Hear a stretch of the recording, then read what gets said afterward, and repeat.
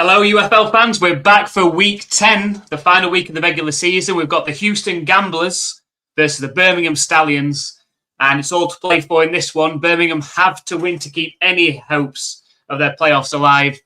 They've still got a lot of things they need to go their way, but first of all, they need to take care of business. We've got the game underway.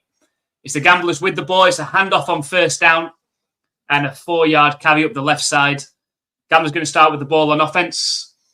And say the Birmingham Stallions need three things to happen in order to get through to the playoffs. First of all is take care of business today. They've got to beat the Houston Gamblers. They then need the DC Defenders to win tomorrow against the Orlando Storm. And finally, the Kings to lose against the Aviators. But first things first, we get a carry on second down. It's close to a first down. Might be half a yard short.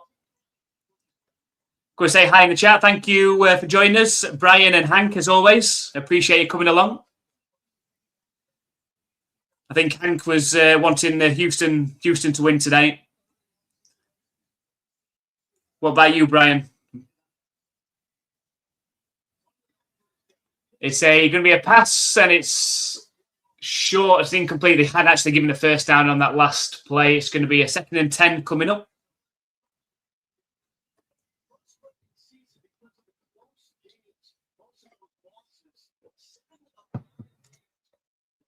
I am. Thank you, Hank. Hope you are as well. Hope we've had a good week. It's going for the Stallions in this one. I hope the Stallions win just to keep it interesting tomorrow. Otherwise, it's pretty boring tomorrow. Otherwise, it's a pass and a nice catch. Back shoulder throw. Now that's going to take the ball into Stallions territory as well. It's a very empty looking stadium as well, it has to be said. I know we talk about the attendances a lot in the UFL, but that looks a quiet stadium to say that the Stallions are still alive in this.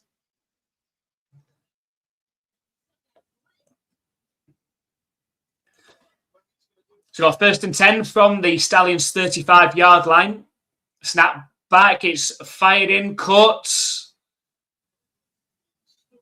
But it's going to be a loss on the play. Tackle behind the line of scrimmage after the catch.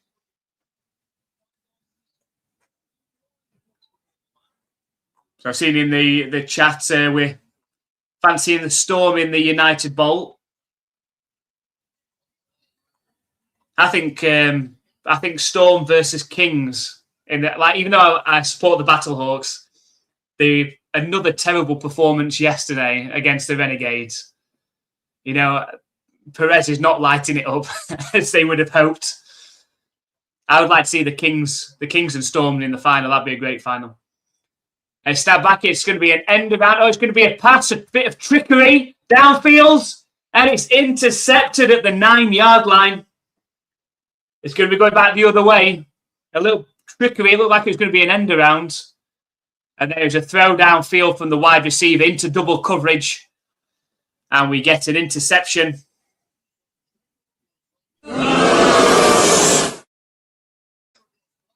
I'll use that for both teams today. But it is going to be the Stallions. They're going to have the ball just inside their own 10-yard line to start their first drive.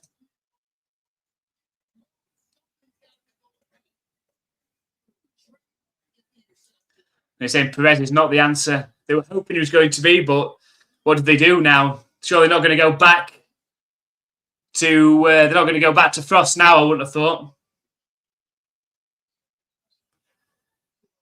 So we've got 1st and 10 from inside their own 9-yard line for the Stallions. It's a handoff straight up the middle. Good hard running will gain 4 yards. Davis Price with the carry. It was a great ball last night. Vivas Perez proved a lot last night that Dallas don't need Perez. We just need Reed to step it up. Yeah, they just, at the same time, Reed wasn't playing great. There was turnovers. The defense couldn't get stops. Just in that middle part of the season, it just sort of fell apart. But it's nice for them to finish the season with a win after starting with 3. Robinson, he's fumbled in his own end zone, picks it back up, throws downfield, and it's battered away. Oh, nearly a disaster in his own end zone. Dorian Thompson-Robinson retreated all the way back 15 yards. He ended up going back, stood in his own end zone, then tried to throw it. The ball fumbled up in the air. It bounced nicely for him to be able to scoop it back up in his own end zone, quickly try and throw it downfield. It got battered down, and the Stallions got away with one there.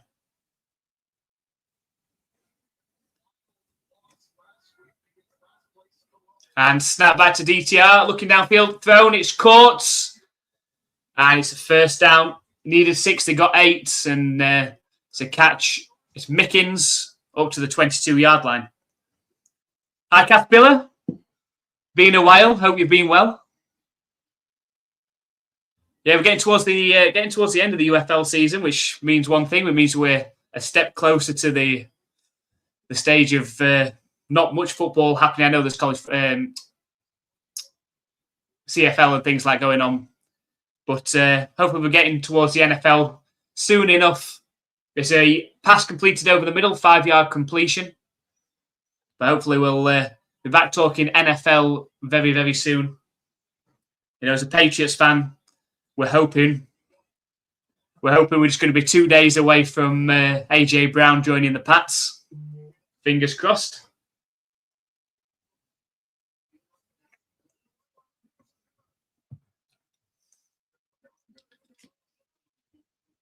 So 2nd and 5, DTR in the shotgun. It's a play action pass. Loft down the right sideline to nobody. There was nobody in the vicinity there. It's an incomplete pass. And that's going to set up a 3rd and 5 with just about 10 minutes left in this first quarter.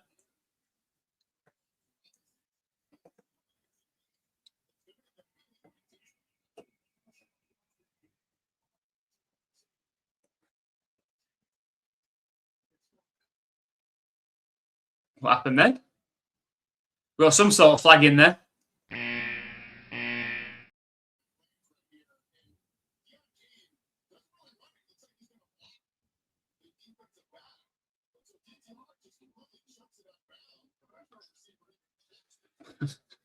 I think they're saying it's intentional grounding.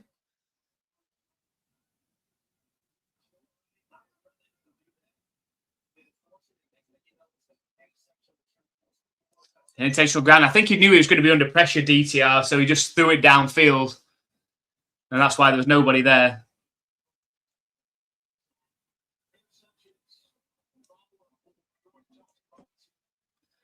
It's 3rd and 15. Coming up for the Stallions. You know, they really hurt themselves last week not getting that win against Columbus, but Jalen Morton came in and played ball. It's a lofted pass to the running back who managed to gain, 6 or 7 yards. It's going to have to be a punt. So I come in here, picked at the 9, then here fumbled in their own end zone almost right after. Sounds like a wild ride. Hey, it's crazy. The UFL is crazy. Anything can happen. It's been proven already, Caspilla, this season. Anything can happen. We need a Birmingham win today to keep their hopes alive. Otherwise, their playoff hopes are done. It's not been the best start for them either. It's going to be a punt. And it's going to be returnable from the 26-yard line. And a decent return up to the 40. And that's where the Gamblers going to start their next drive at the 40-yard line.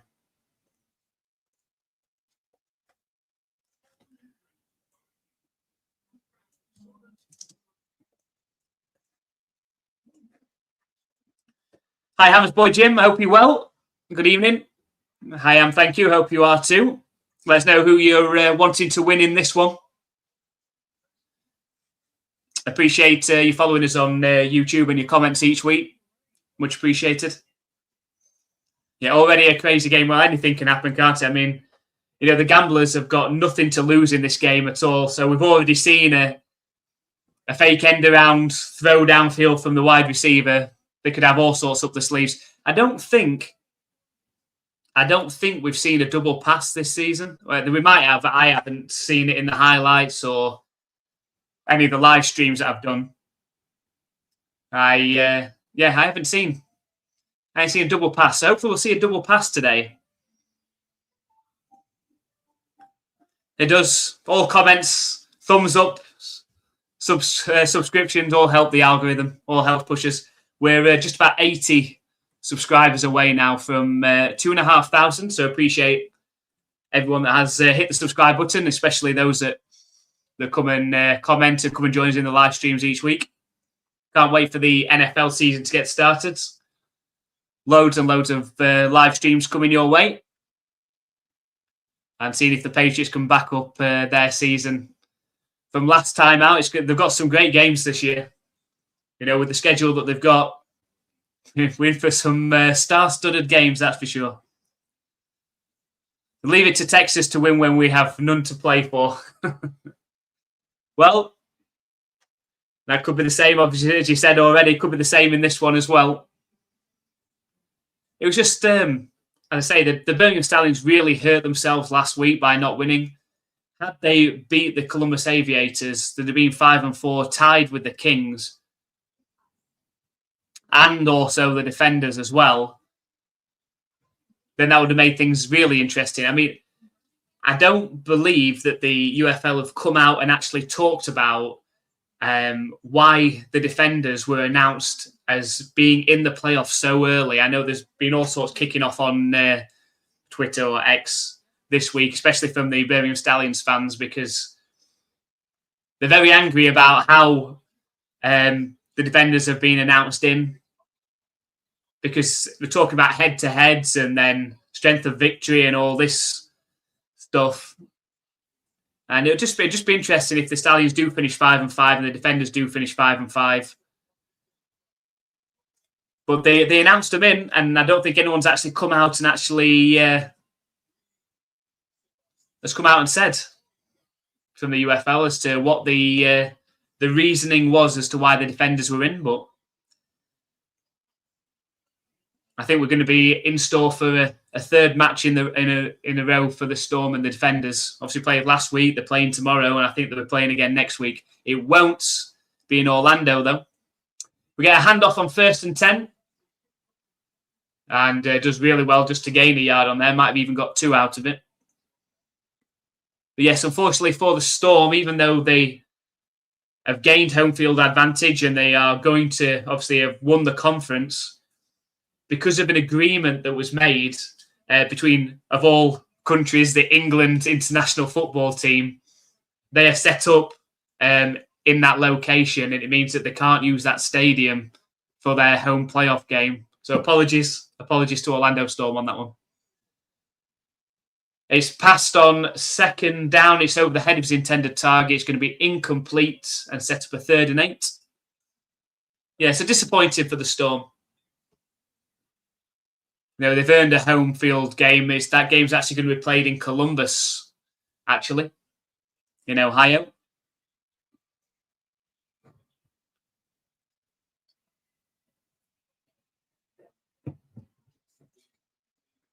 So 3rd and 8 coming up for the Gamblers from their own 42-yard line.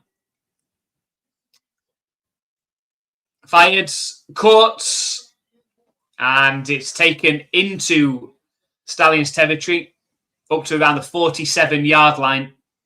And that means that we're in a situation where the Houston Gamblers can't punt.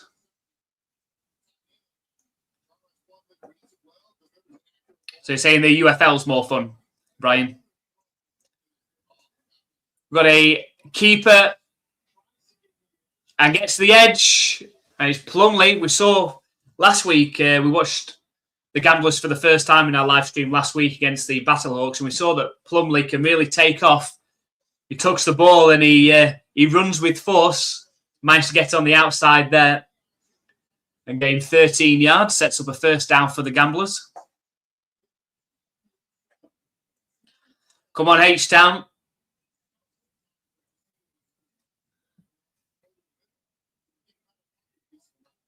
And it's going to be a play-action pass fired. and cuts. It's a 4-yard completion up to the 31-yard line of the Stallions. What is a bloke? Surely you've heard that term before, Adam. Brian. It's because your name.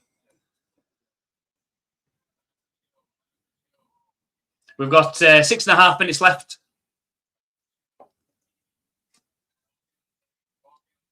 In this first quarter. Plumley in the shotgun. It's trips right formation.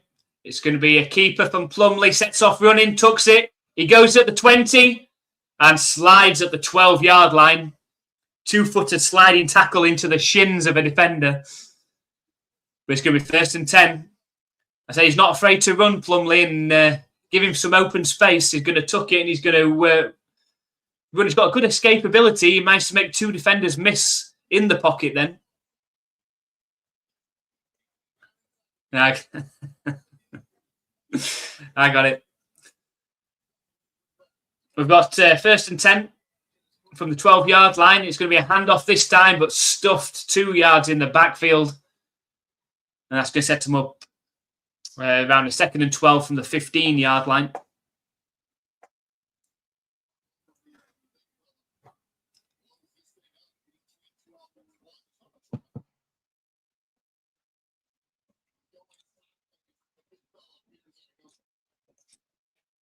So can the Gamblers get on the board for the first time today? It's a 2nd and 13 they're facing now.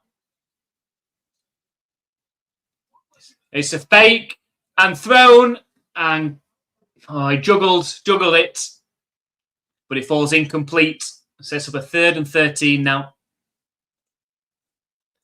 There's 2 hots in Orlando for the game anyway. Yeah, I mean, some of these World Cup games, I know they talk about taking, I think it's breaks every quarter of the game, I think. We're going to need to. So come on, guys, it's right there. 3rd and 13. It's trips left formation. Snap back to Plumley. He's looking to pass. Fights. And it's incomplete. Looking towards the end zone. And I think we're going to get a field goal attempt.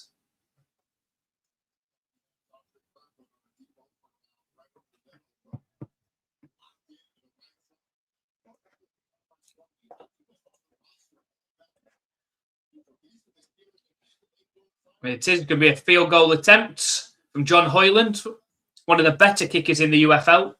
16 of 20 this season with a long of 59. This one's a 33-yarder. From the right hash, and Hoyland puts it through. The Gamblers lead by 3.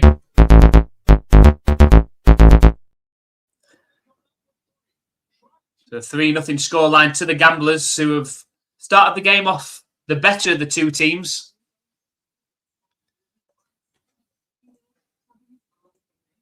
It's not a field goal.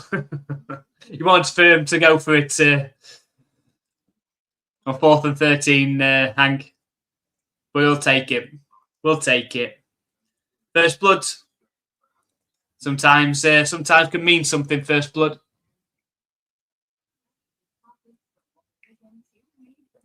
I think if we're honest, the Stallions could win this game, but the chances of the other 2 things happening are very small.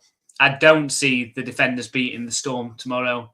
So I think that'll negate it all anyway.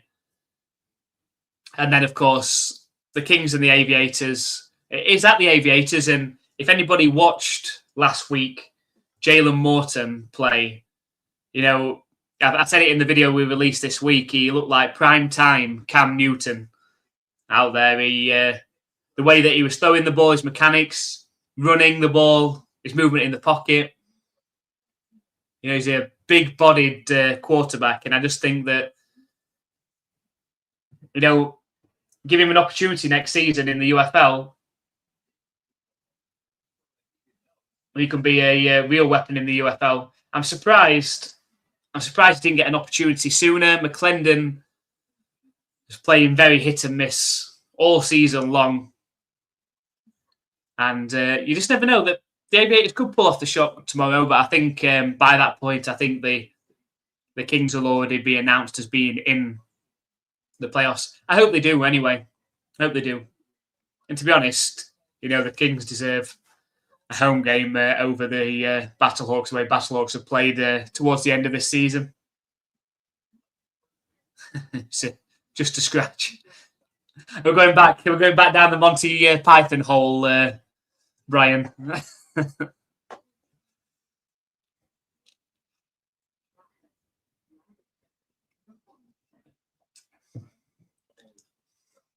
Yeah, go expansion teams. It took a long time. It was a long time coming for the Kings to get their first win.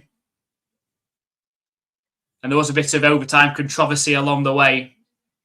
But they've played well. They've deserved it. I'm hoping that Jason Bean actually gets a chance to start for the defenders tomorrow. Deserves a chance. But I say, I'd like to see... Obviously, I'd like to see the Battlehawks in the final, and the Battlehawks did beat the Storm as well earlier in the season.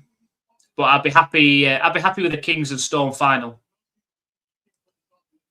Two expansion teams doing well. The Kings have had over 10,000 attendance every single game this season, which has been great as well.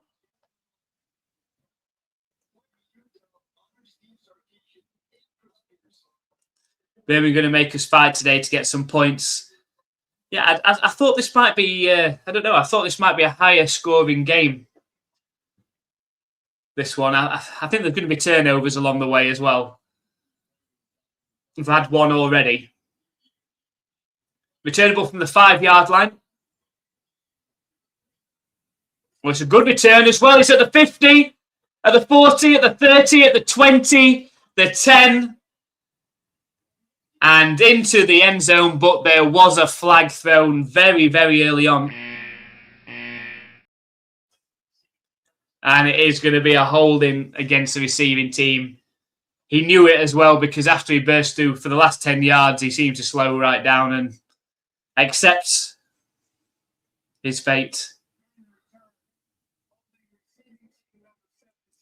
So I do want the Stallions to get a win, but the name Gambler speaks to me on a personal level. We've got to go. Thanks for letting me drop in. Appreciate you, Caterpillar. Hopefully you can join us again soon. We've got some more UFL next week. We've got the playoffs semi-finals next week on Sunday. And then the United Bowl, the final, the following week. And then it'll be a bit of a rest break before we start heading towards the pre-season in the NFL. Well, thank you very much for dropping in. Take it easy, Miss Monopoly. Louisville is near where I first trained in Fort Knox. I say that their fans have been great. Their fans have been great this season.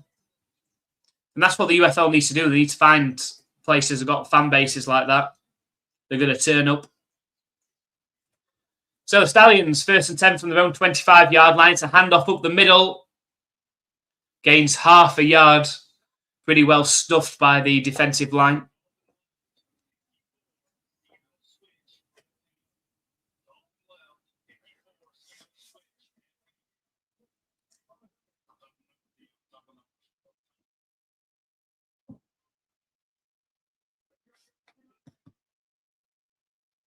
So we've got 2nd and 9. Oh, that's a false start on 3 of the wide receivers on that play.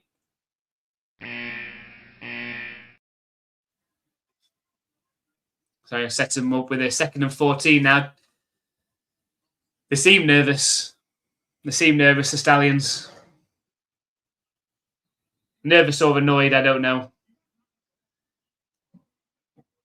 Maybe they feel like the season is already done. The UFL is against them. The season is already done.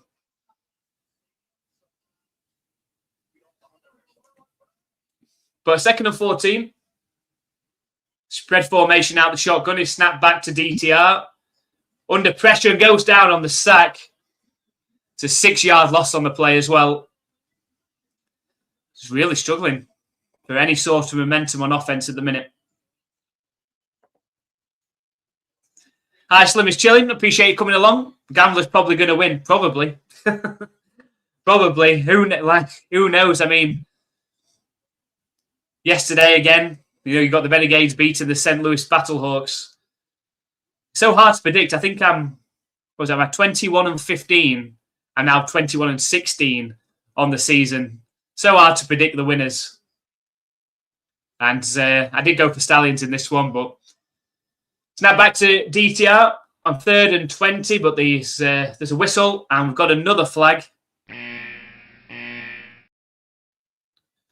against the offense as well. A delay of game this time. Just trying to work their way through the different penalties they can possibly give up. We've had a holding on the return, we've had a false start, and now we've had a delay of game. What will be next? What's next on the bingo card?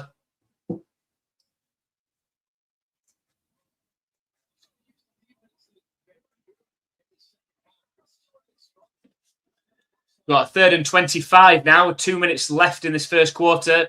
Snap back to DTR. Tries to set off running himself. I don't know if that was a designed QB draw, but the only way he went was backwards. Tackled down at the 6-yard line. They've gone back.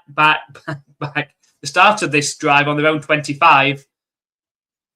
They finished it on their own 6-yard line. They're going to be punting from their own end zone. Dear me. Poor blocking from the right tackle. I'm throwing in my flag too. Excessive laundry on the field. Laundry everywhere at the minute. It's 4th and 29. Punting from their own end zone.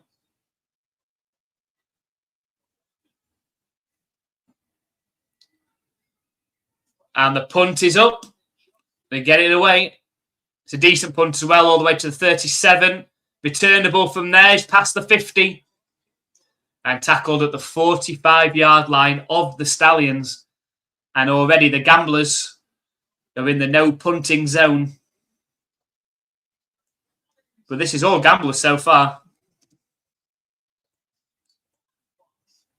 Stallions need to get themselves together on the sideline, the offense. Yeah, not going well. Not going well for the Stallions.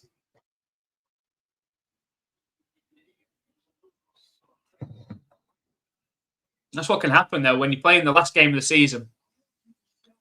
Playing against a team that's got nothing to play for. Sometimes very difficult to do. You don't know what is coming. Snap back to Plumlee. Attempts the pass. It looks like it's battered down at the line. They're going to allow the play to continue, or they're going to blow it dead. They scooped up by a defender and ran back to the end zone, but I think the whistles were going.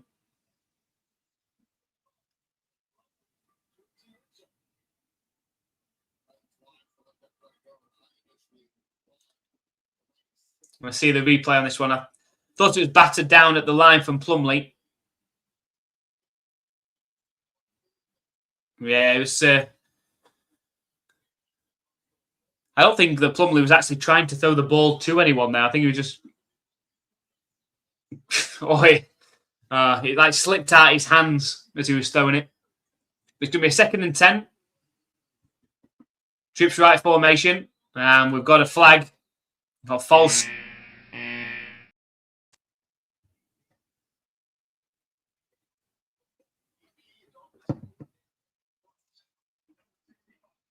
There's 65 that got called on it, but I think they could have called anyone on the offensive line there. It was almost on the verge of the everybody but the centre.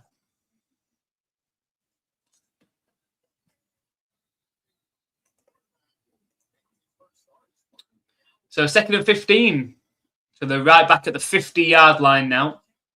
34 seconds left in this first quarter. Snap back to Plumlee, looking to pass, moves out to his right. Sets off running himself. Head down, still going, and slides at the 30. I'm telling you. I've seen him do that many times last week against the St. Louis Battlehawks. He drives and boots out to the right, and if there's any open space in front of him, he just tucks the ball and power runs. They've got to find a way to contain him in the pocket, especially to the right. That's going to take us to the end of the first quarter. The Gamblers are up by 3. But we're on the march again. They're already at the 30-yard line.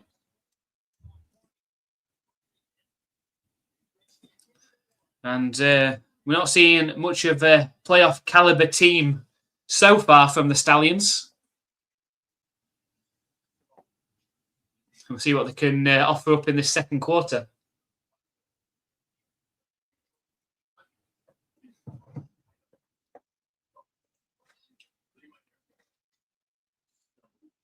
So that's why we're at the end of that first quarter as well. If you're watching and you haven't already, please hit that thumbs up button that's just below the screen there. Just helps, as Brian's already said, helps the algorithm push out our stream out there on YouTube. And if you can, hit that subscribe button as well. It's absolutely free to do. We produce weekly UFL content. We're live for the UFL as well. We'll be live for the double header next Sunday, where we've got the semi-finals of the playoffs to find out who's going to be playing in that United Bowl. So make sure you join us for that double header next Sunday. I think the first game kickoff is the Storm game, where it looks like, I say if I was making a prediction, I probably shouldn't make a prediction. But if I was going to make a prediction, it's going to be the Storm against the Defenders, and that'll be a 3 p.m. Eastern time kickoff. And that's going to be followed right up with a 6 p.m. Eastern time kickoff of the St. Louis Battlehawks. Will be hosting, most likely, the Louisville Kings. So make sure you join us for that doubleheader next week. Once the UFL season's finished, we'll start taking a proper look towards the NFL season or pre-season beginning. So make sure you hit that subscribe button so you don't miss out on any of our content. We'll be live plenty during the NFL season. We're live for every single Patriots game. We'll be live for at least one of the early window games so we can get our Pick 6 competition running again. And we'll try and do some more games during the week, contemplating perhaps doing Monday Night Football games as well. So lots to look forward to for the NFL season next season. So if you haven't already, hit that subscribe button and come and join us. So while 3-0, be sure the clock's right and we've still got 10 minutes in the first quarter.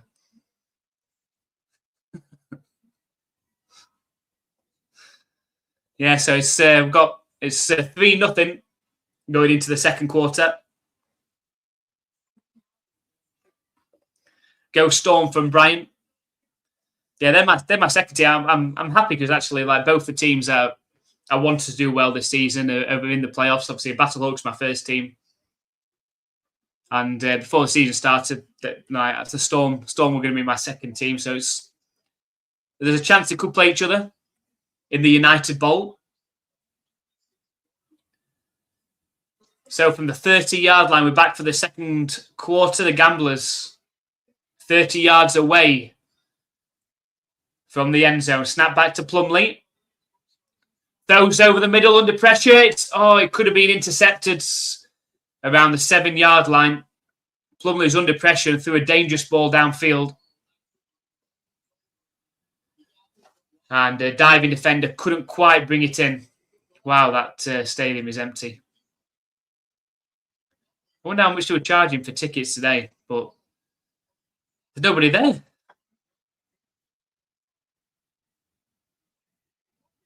Snap back to Plumlee again. It's a handoff this time up the middle. And a 2-yard carry takes the ball up to the 28-yard line.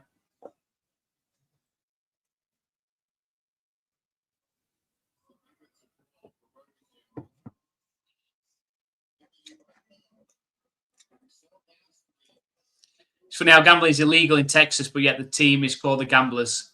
Closest casino is in Oklahoma. It's an interesting fact. I didn't know. Appreciate that, Hank. And it's a throwback to the old Houston Gamblers, I think. Thrown over the middle by Plumlee, and what a catch. What a catch. 12 yards downfield.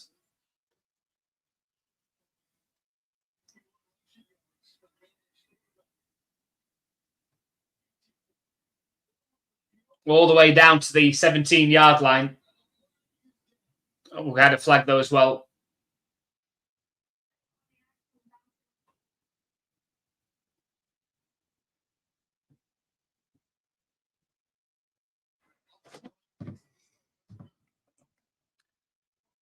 So Plumlee sets off running, throws short. It's completed at the 10 and dives down around the 4 or 3 yard line. It's going to be first and goal coming up for the Gamblers. And they're about to score the first touchdown of today's game.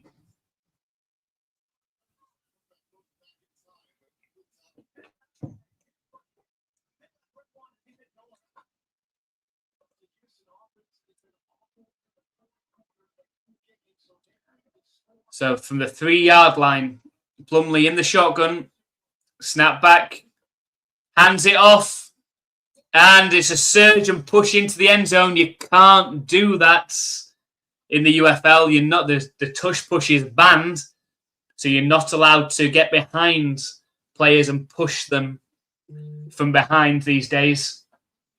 In the UFL, that is.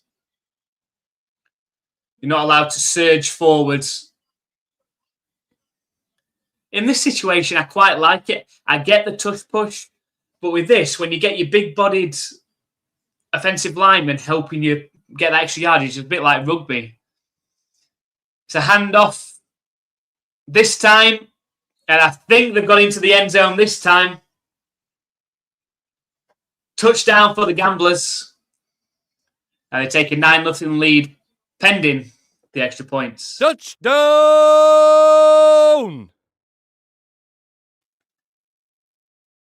So Marcus Major babbles his way into the end zone this time. So come on, Houston, get that tutty. They got there. They got there, Hank. So Kings is an odd name for a team in a democratic republic. It's to do with the racing. It's to do with the horse racing, I believe. So the extra points from Hoyland is good. The Houston Gamblers lead by 10. The Stallions need to wake up.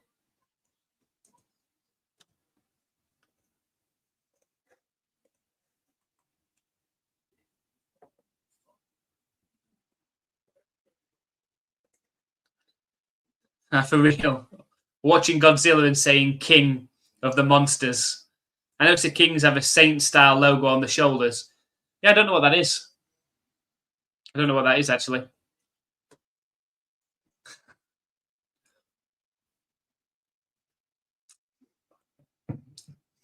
Uh-oh, again. Didn't hurt. The Stallions need to wake up. This has been a poor start from them. Really poor start. And I say it's not like you feel like it's not really like the crowd are going to really be able to G them up with nobody there.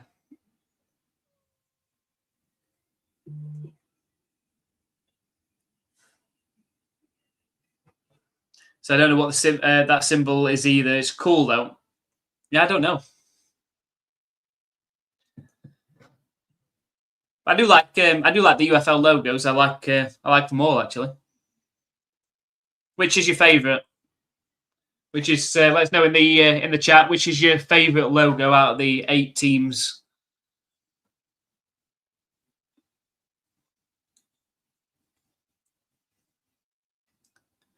The Renegades is usually quite a popular one. Quite a lot of people usually like that one. Yeah, come on, Stars, do something. It's week 10. It's the last week. And we're done for a year after this one. Need to do something.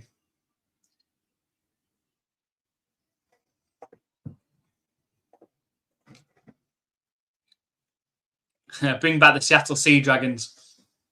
Yeah, see, when I started watching the spring football, I think it was 2023. And the Sea Dragons at that time, they had it was Paxton Lynch at quarterback and they had Josh Gordon at wide receiver. So yeah, I mean, that was a cool logo as well. I wouldn't be surprised Seattle coming back with the team. I do believe that that 10th team is going to be the Michigan Panthers, though. I just don't see them risking going somewhere else when they know they've got a fan base there. The number 1 favourites, the Renegades, 2 the Kings, and 3 the Gamblers. It's interesting choices. I didn't know if I liked the Aviator one, but I think I do quite like the Aviators one, actually.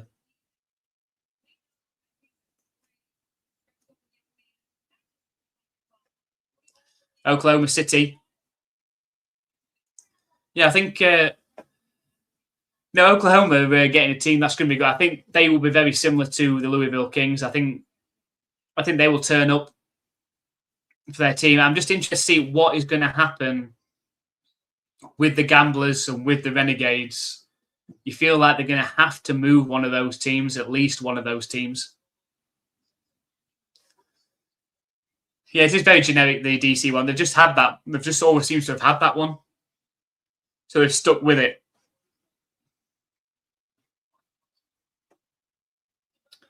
The kick is up. And we've got whistles.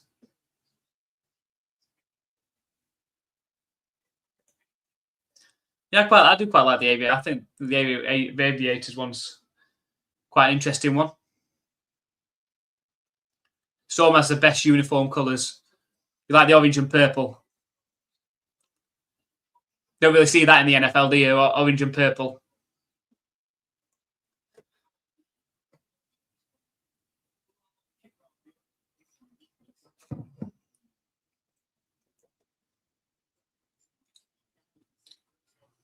I think the ball fell off the tee, so we're going to get someone, player holding the ball for the kickoff.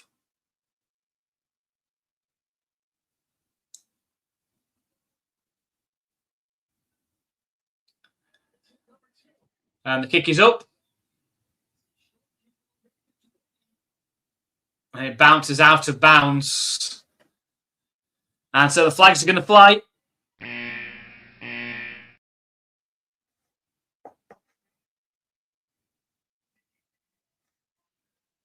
And so the ball's going to come out the 40-yard line. So can this ignite the Stallions' offense? They're starting from their own 40.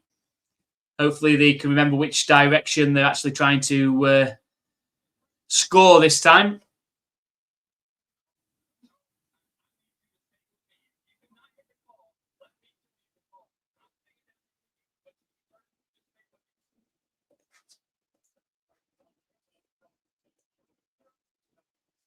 So 1st and 10. It's a handoff up the middle. And good running gains, 4.5 yards. Bring us up a 2nd down. So a lot of colours we see. Even Kings Grey with the highlight yellow pops so well off the green turf. We have got some great uniforms. But the Renegades blue, man, clean as. It'd be nice if they could make those jerseys more readily available. They've got to stick with the jerseys, though. They can't keep changing them every year. Got to stick with them now. So 2nd and 5. Handoff again up the middle. Gains half a yard. It's going to be a 3rd and 5 coming up for the Stallions from their own 45-yard line.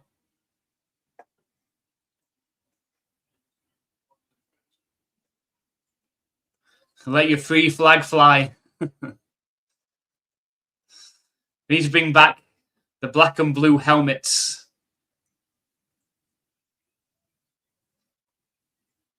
We've got a 3rd and 5 coming up. Snap back to DTR. Fired. And great defending. Oh, they're going to throw a flag on that. I thought that was great. Great defending from the Gamblers' corner. But they're going to call pass interference on it, which means the Stallions are going to get into Gamblers' territory for the first time today. Let's just see that one again. Oh, that's not pass interference, that.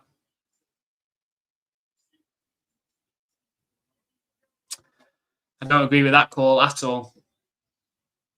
DTR, handoff and stuff for 1 yard loss on the plate. But we've got another flag. We're collecting them today.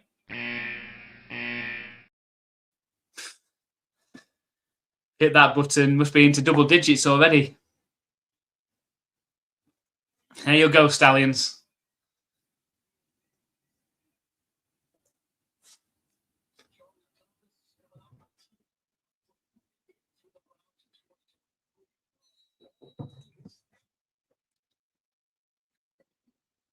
Maybe the referees have got the message in. Guys, we're supposed to be making this interesting. No one's going to tune in tomorrow if the Stallions lose this one. So 2nd and 11 coming up, though. Back on their own side of the field now. Snap back to DTR. Thrown, caught.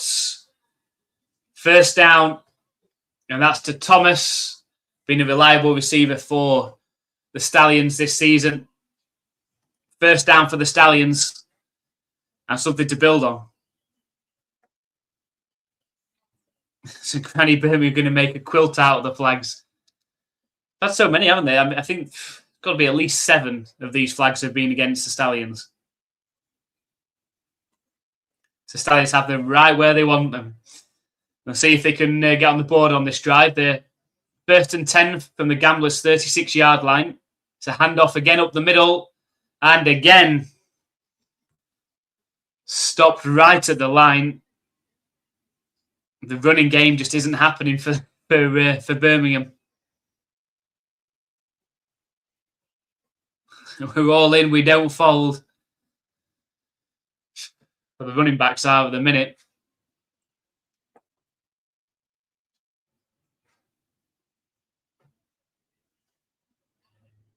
So 2nd and 10. Trips left formation out the shotgun. Snap back to DTR.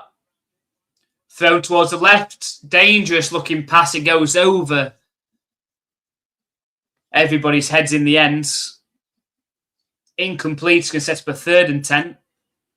And that's the problem because they can't run the ball on first down. Then no, they can't risk a run on 2nd down, having to throw it. And if that's incomplete, they find themselves in 3rd and long. Just under 9 minutes left in the 2nd quarter. Still down by 10.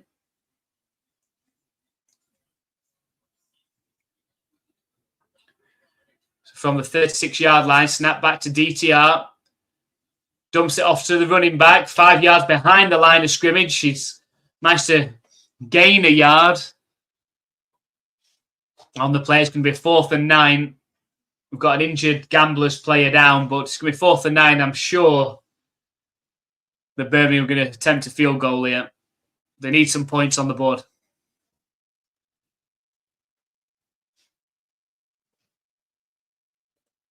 So I can't believe 50 Cent is playing the United Bowl. I'm still trying to grasp the idea because that's a Super Bowl level halftime show. We talked about that in our video, and you know, if I had to choose between 50 Cent and Bad Bunny, I'm going 50 Cent. 10 times out of 10. So hopefully it's a good show, and he's going to be performing from the 50-yard line as well, rather than one of the end zone, because I know there's been complaints from the opening home field games where each of the teams had a performer and they were held generally in the end zones, but 50 Cent will be performing from the 50-yard line. It's great to be able to pull in, somebody as well known as 50 Cent. So hopefully puts on a show. So that'll be during the United Bowl. It's at Audi Fields. 13th of June, 3 p.m. Eastern Time kickoff, which is good. It's good for us in the UK anyway, because that means it's an 8 p.m.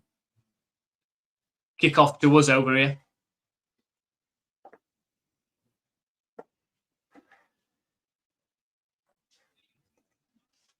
Now, for real, like the Bad Bunny idea was good for the Hispanic fans, but the Super Bowl forgot the Super Bowl is supposed to be all-inclusive, not just a select few.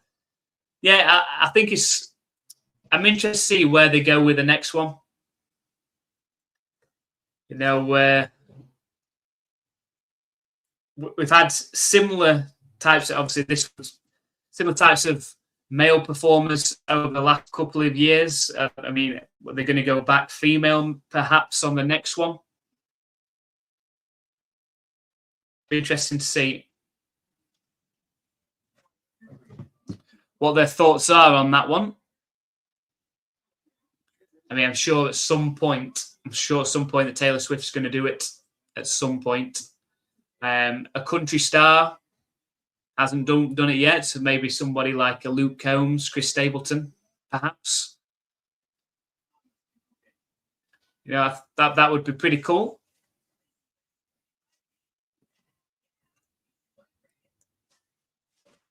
Let's have a computer with so many viruses playing. Not that much of a difference than dubstep, yeah.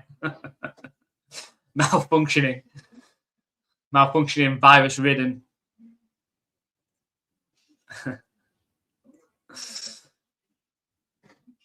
I know that Kid Rock did a Super Bowl halftime performance, didn't he? For people to tune in on rather than watch Bad Bunny. I thought it was a joke when they announced the Super Bowl halftime performer. I thought it was actually a joke. I'd never actually heard of Bad Bunny at that point. I thought it was a joke.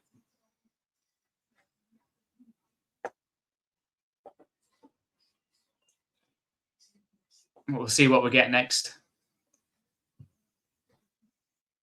Oh, it's advertising 50 Cent now.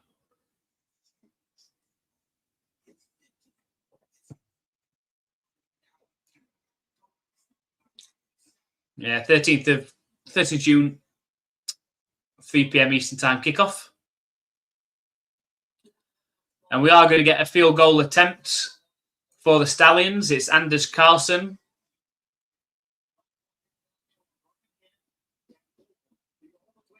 $53-yarder from the right hash.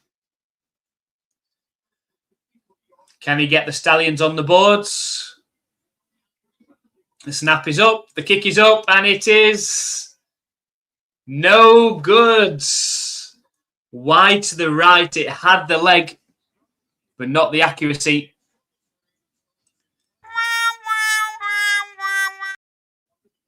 No good. The Stallions come up empty-handed, and now, with 8 minutes left in the second quarter, the Gamblers have got decent starting field position as well on this next drive.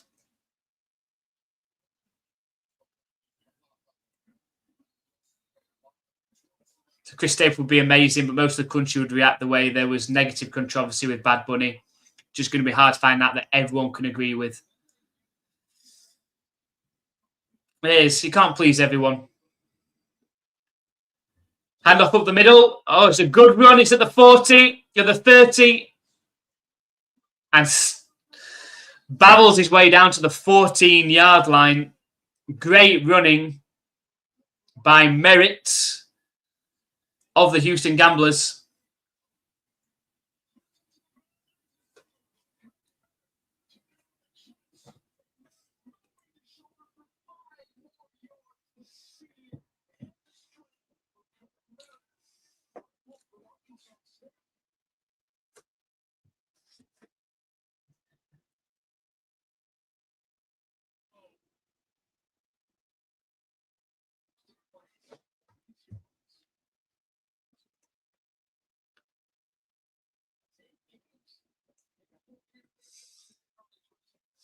I think is that referring to the missed field goal, I think.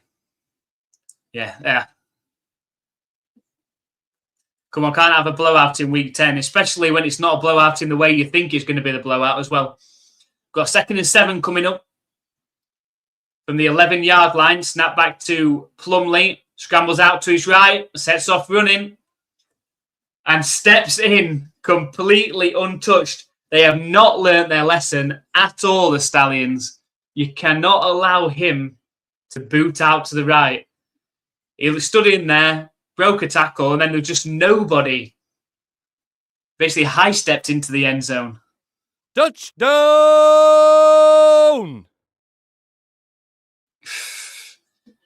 They loaded the receivers out to the left.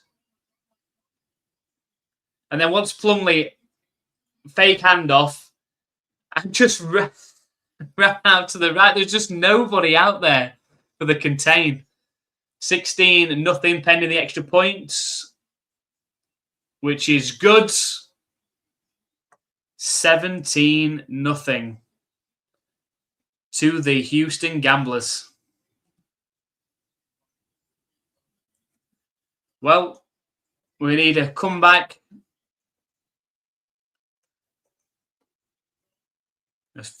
On epic proportions for the Stallions now. 17-0 down. Kid Rock.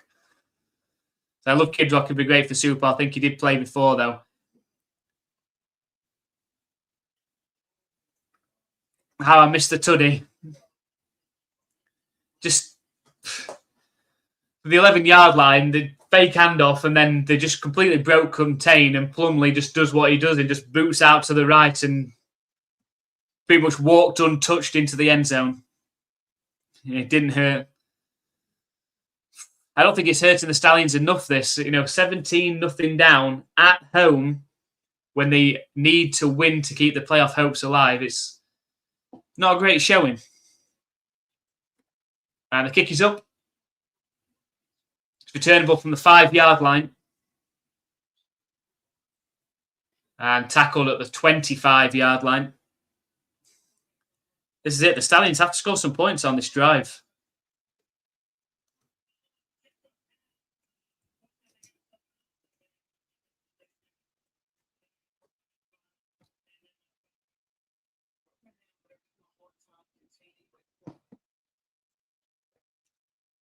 $17-0 is easy to come back from. Just no more room for errors.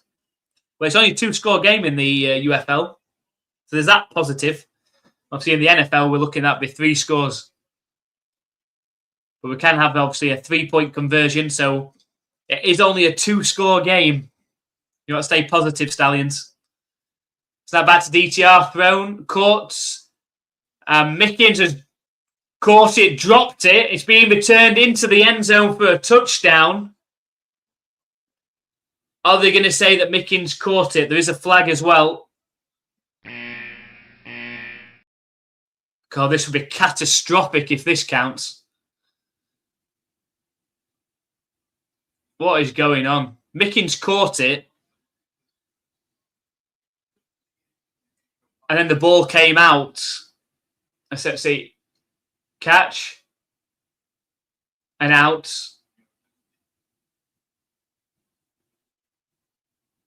I don't think he's caught that. I don't think that's a catch. I think that's an incomplete.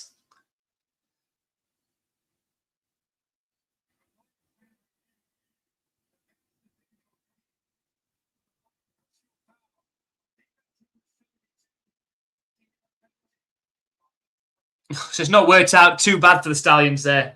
First of all, it was an incomplete pass, so there's no turnover. And then there was a personal foul against the Gamblers later on, which means that the Stallions have gained 15 yards on the next play. That's how you draft it up. That's how you scheme a play. See what the personal foul is. Oh, is it going to be a blindside block, is it? Oh, that's harsh. That's harsh. Go on, refs, let them have it. No, again, they got that message in their ear. You can't let the Gamblers up by 24 points. The Stallions are never going to come back from that. So we've got 2nd and 7 coming up now for the Stallions. From their own 43-yard line. Quick fire pass out to Thomas. And gets the first down. Yeah, we need a good game today. We're not necessarily seeing that from one of the teams. Now, the Gamblers are playing well. Can't take anything away from them. Scored 2 touchdowns, a field goal, and the defense has been pretty solid. The Stallions haven't been able to run at all in this game. So 1st and 10 from inside the Gamblers' territory now.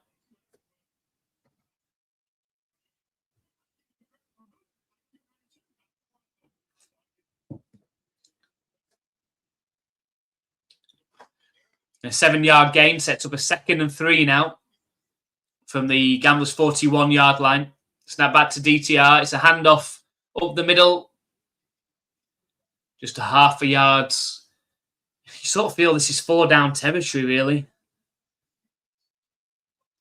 They need a touchdown on this drive.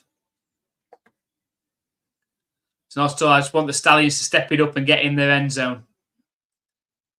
Get in their own end zone. There's more chance of that happening at the minute. Yeah, lots of slackness. Slackers. I hate slackers. Snap back to DTR. Scrambling around in the pocket. Going further back. Fires deep. Oh, and it hits the hands of Mickens. He should have brought it in around the 7-yard line. It was a great throw by DTR, to be fair. Now we've got a 4th and 3 coming up. The Stallions can't punt, but I think they need to go for it. Oh, it's not Mickens. I apologise. It was Ross.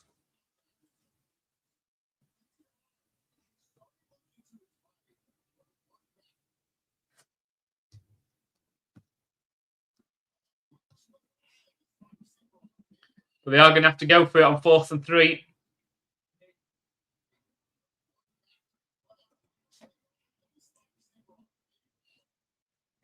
How the mighty have fallen. So 4th and 3 from just outside the 40-yard line for the Stallions. They need this. Snap back to DTR. Scrambling around. Thrown. Incomplete. It's a turnover on downs. And with 3.5 minutes left, I don't think anybody would bet against the Texas. I keep saying Texans. The Houston Gamblers getting into the end zone again before the half.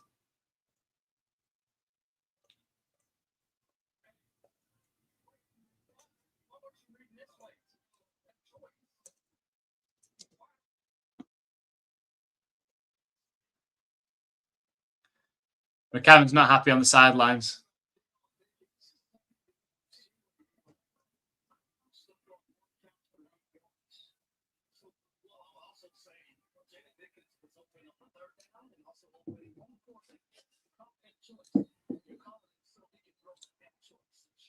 We've got a challenge flag coming flying out for the Stallions. They've seen something.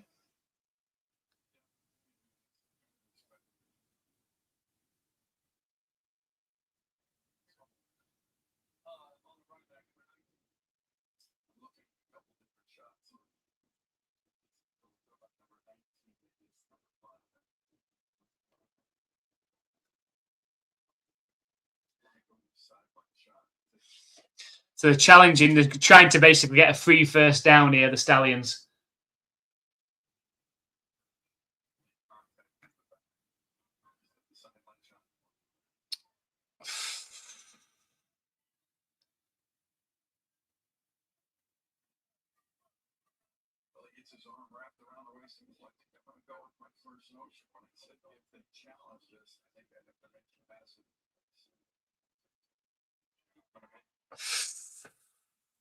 They've got a message in their area. Keep the Birmingham Stallions in this game, please. It sounds like they're going to give the pass interference. Mike Pereira is going to uphold the challenge.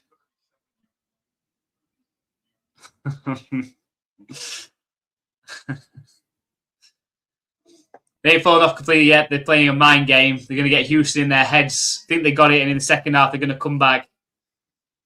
Well, the referees and the UFL are trying to keep them in the game. Exactly.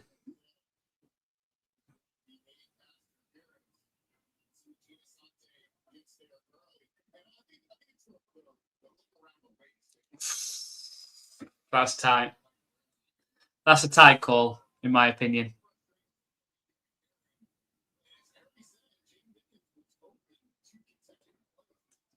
So it's 1st and 10. It's another chance for the Stallions. 1st and 10.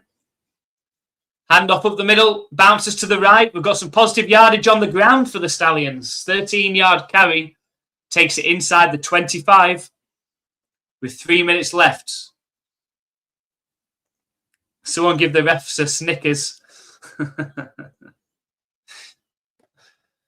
I think that's Stallions at the minute. You're not you when you're hungry.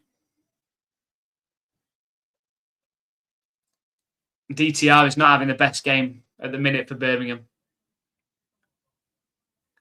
He's got trips left formation out the shotgun from the 22-yard line. Snap back to DTR. It's a handoff again up the middle and decent running. Takes the ball just inside the 20. Be around a 2nd and 7 coming.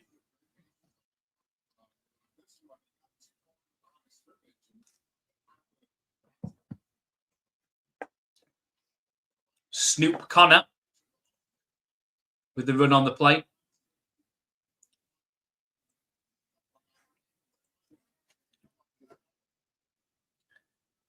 And this might take us down to the 2-minute warning, in fact. It does. So the 2-minute warning, we've got the Houston Gamblers leading 17-0 in this one. But the Stallions are going to be a 2nd and 7 from the 19-yard line, looking to get onto the board for the first time today when we come back in this one. So you're saying there's a chance. There's always a chance. There's always a chance. I hope the Stallions do get in. Get into the end zone on this drive. You know, I wouldn't mind it being 17-7 at halftime. Stallions get the ball to start the second half as well. And then we'll take the game from there. Should be in for a really entertaining second half. The Gamblers aren't very good in the fourth quarter. They've been really poor all season in the fourth quarter. So they'll be hoping they've got a big lead if that's going to continue. They'll be hoping they've got a big lead to defend in the fourth quarter. And just while we have got the break now, just a bit of self-advertisement and opportunity for you to get some perks on the channel as well. We have memberships live on YouTube, so come and join the NFL UK Ops community. 3 tiers on there. We've got the Pro Bowler tier, the MVP tier, and the Hall of Famer. MVP tier, especially good one to get involved with. You get a personalised welcome graphic into our live streams every time you come into our live stream. We'll design that with you, with your team, your theme colours, and some music to accompany that as well. Access to members-only shorts. Also, new for the next NFL season, we're going to be running a Dynasty Fantasy League. We've got 12 spots open. We've got 10 available spots left at the minute. For that, the winner of that competition is going to win an NFL jersey of their choice and a trophy as well. So all you have to do is sign up as an MVP tier member, be a member for at least 3 months, and you can join that Dynasty Fantasy League. Get a discount on merchandise as well as getting all the perks from the Pro Bowler tier. If you want to show that extra support and get even more perks, we have the Hall of Famer tier. Members only live stream catch-ups, meetups online.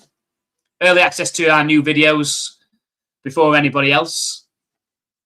Priority game video and emote suggestions. We take those on board from our Hall of Fame members. And eligible to be a channel moderator on our YouTube channel as well. So if you want to do that, you can hit the join button just below the screen. I'll put the link to that in the chat as well. So come and join the NFL UK Ops community. All money that we do get towards the channel from the content we produce and our live streams and so on, we're putting towards a trip to the US, hopefully in 2027. So appreciate everyone's support for coming along. And if you want to show that extra support and get yourself some perks, you can join as a member. So we're back in this one outside the 2-minute warning.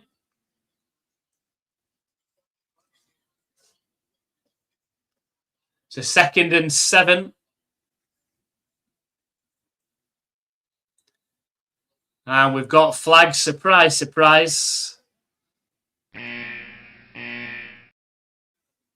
It's a false start against the Stallions. I think we're very close between the amount of points we've got in this game and the amount of flags that are being thrown.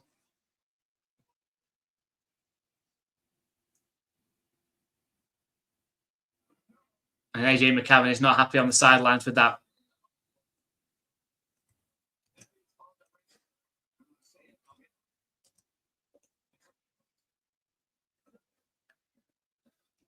So they're back at the 24-yard line on a 2nd and 12 now. It's now back to DTR, looking to pass, scrambling around. He gets taken down on a huge sack all the way back to the 36-yard line. And again, the Stallions are going in the wrong direction.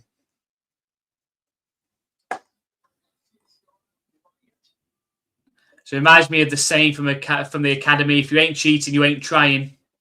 It ain't cheating if you get caught. If you don't get caught, yes, indeed. When I dropped my napkins, the ref got confused. It's not stupid if it works. It's not supposed to fit, but it does. Leave it. And he goes down in another sack. All the way back to the 45-yard line.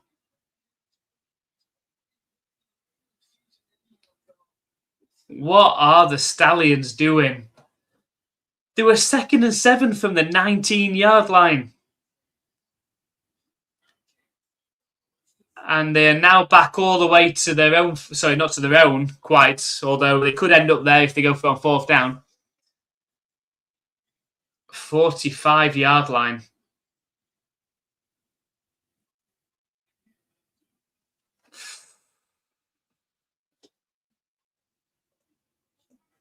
What are they doing here? They're going for a long field goal. Are we punting?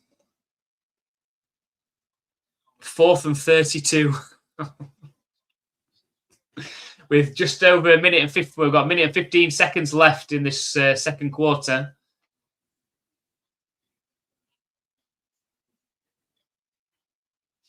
And they are going to punt.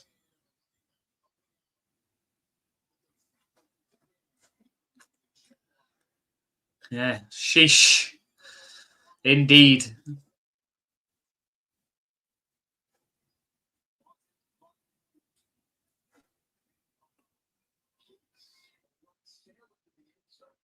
And the ball bounces into the end zone. It's going to be the Gamblers with the ball from their own 20-yard line from the touchback. Stallions or Geldings. Just don't know what they're doing.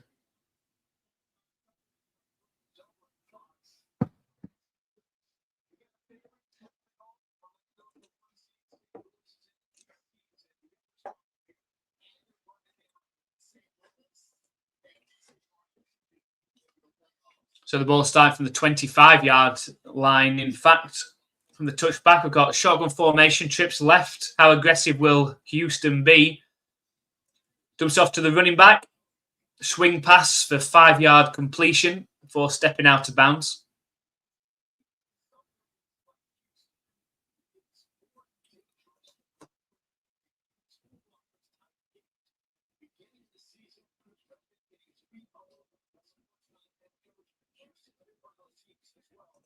So 2nd and 5. Pocket ponies, yeah. My Little Pony. So 2nd and 5. Snap back to Plumlee. It's a handoff straight up the middle. And a 1st down. 8-yard carry. That'll stop the clock until the ball gets spotted. They've still got 2 timeouts remaining as well. The Stallions were 3-point favourites coming into this game. Snap back to Plumlee. Thrown over the middle. It's caught. And tackled around the 43-yard line. It's Merritt with the catch. Yeah, that's what I said, My Little Ponies. Barbie and Ken must be coaching.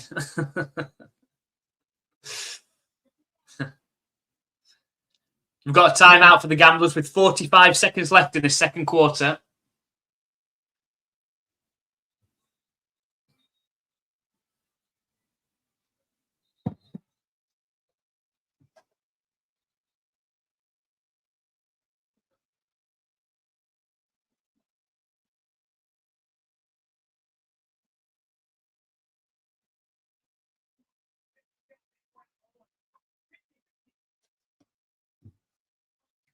So 2nd and 5. Got empty backfields. They're on their own 43-yard line. Snap back to Plumlee. Scrambling out to his left now. Throws the ball away and out of bounds. Leaves with 40 seconds left and 3rd and 5. Mr. Rogers from the land of make-believe. Yeah, I think that's where you're going to have to live at the minute if you think that the Stallions are going to come back in this one.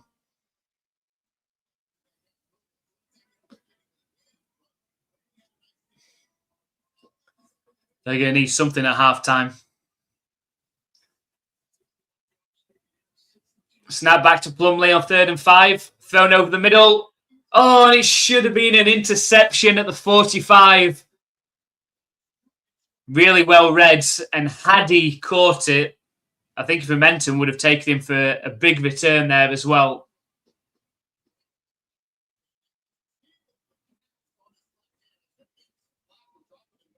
Oh.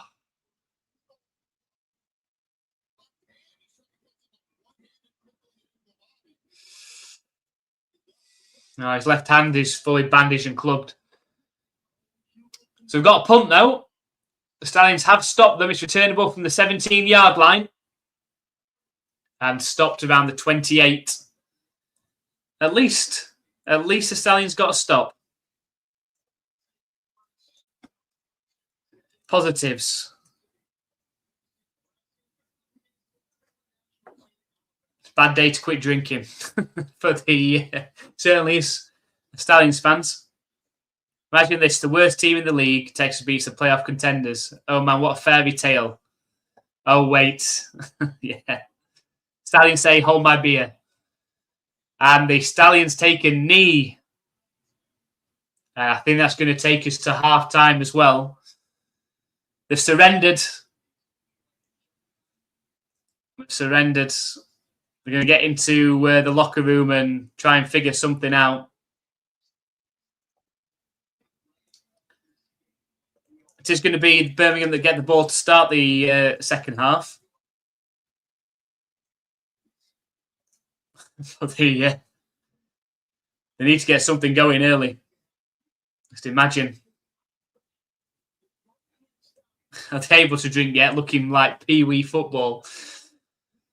It's just poor, isn't it?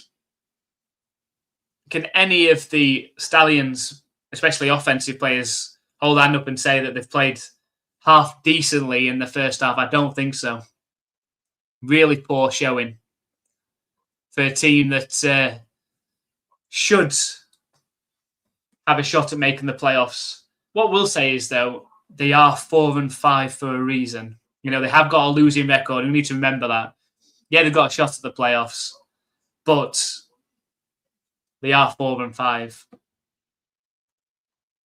So they have had their struggles along the way this season. It looked like DTR came in, ignited them a bit, but then, you know, had a tough loss last week to the Aviators. Have not played well at home today in this one. But we will see. And that summarises the Stallions there, Brian. They're going to call in the Broncos suit up in their jersey. If number 98 screw 4-foot pants are at his knees when he comes back out, we got a problem. They need something. Now we're going to take a short break for half time, but make sure you stick around. The comeback could be on.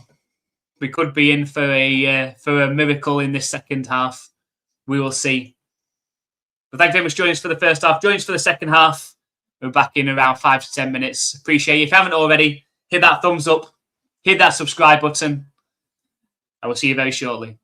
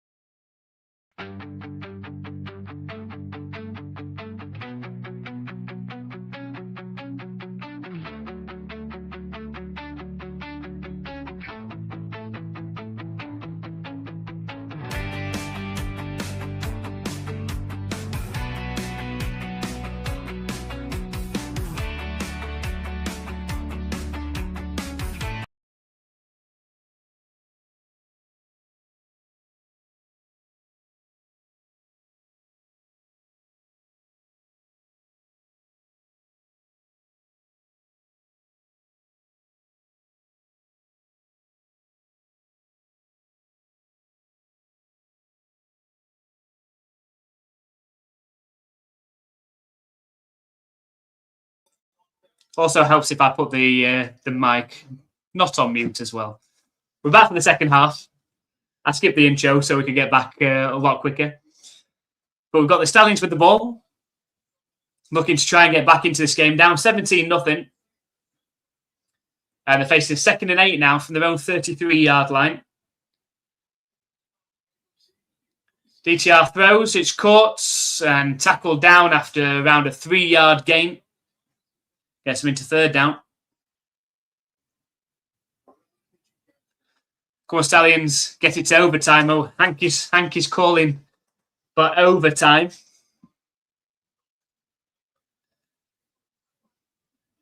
Seems a long way off at this point, at this minute anyway.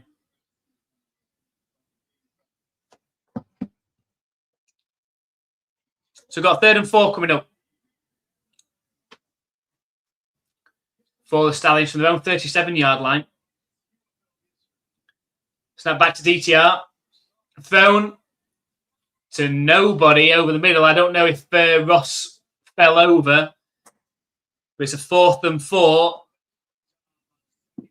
I think we've got a punt incoming.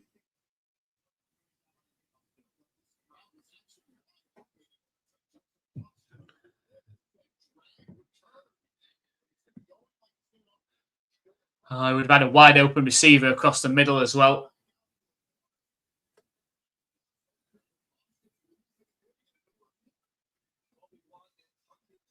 So we've got a punt. Punt is up.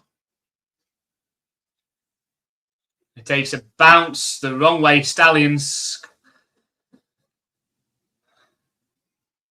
And ends up being downed at the 33-yard line.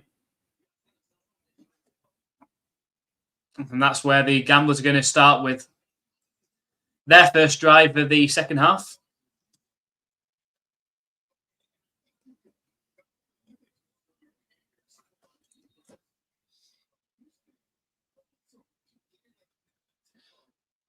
So 1st and 10 for Plumley and this Gamblers offense. Plumley keeps it, throws it to the tight end, and it's an 11-yard gain before being pushed out of bounds. Completion to Davis.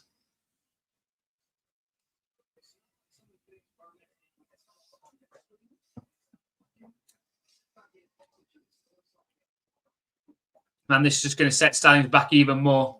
Yep, this Plumley sets off running and slides down at the 48-yard line.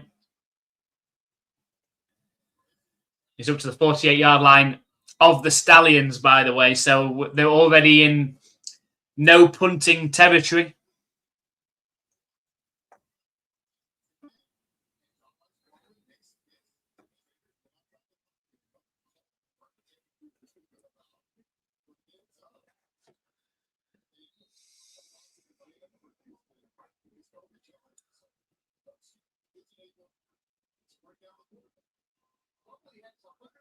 So 2nd and 3.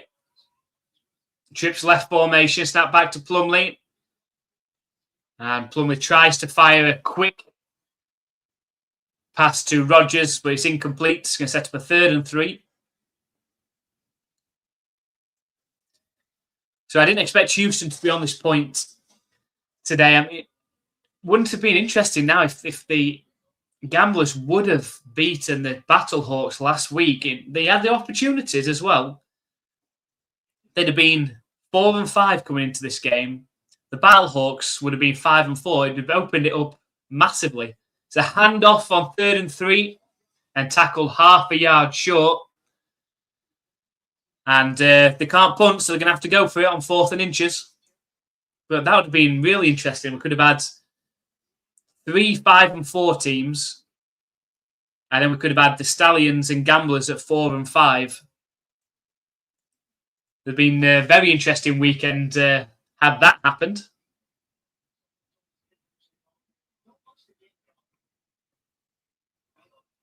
For the last 3 weeks, I'd say that they were the worst team in the UFL, but it's a handoff. Oh, has he got it? This is close. This is all about where they spot the ball now. They only needed half a yard, but they're going to give it them. They're going to give it them. First down for the Gamblers at the 45-yard line of the Stallions.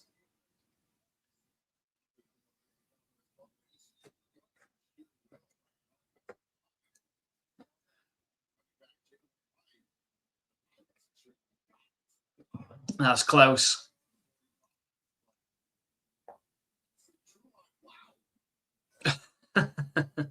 First down by 0.7 inches.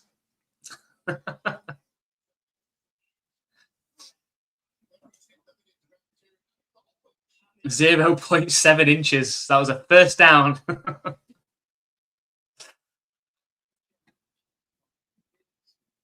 We've got an injured Gamblers defender coming off the field. Sorry. Offensive lineman coming off the field.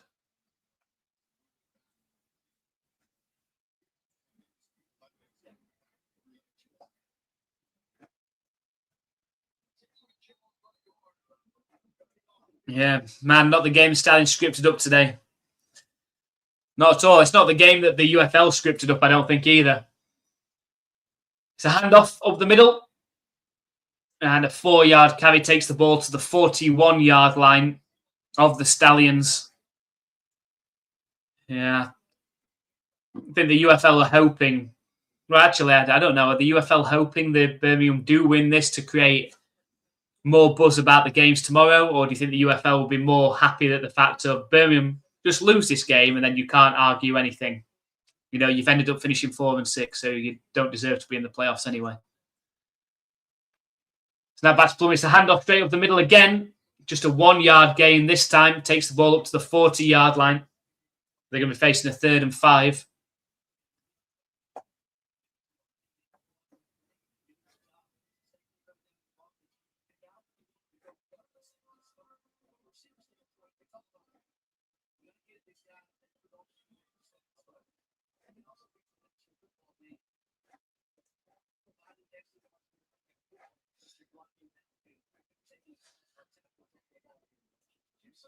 Now back to Plumley, and he's going to set off running, and he hurdles a defender. This guy is crazy. I said, when he sets off running, he tucks the ball, and he just power runs. It looks like he made a decent running back. Sets off running, and then hurdles a defender.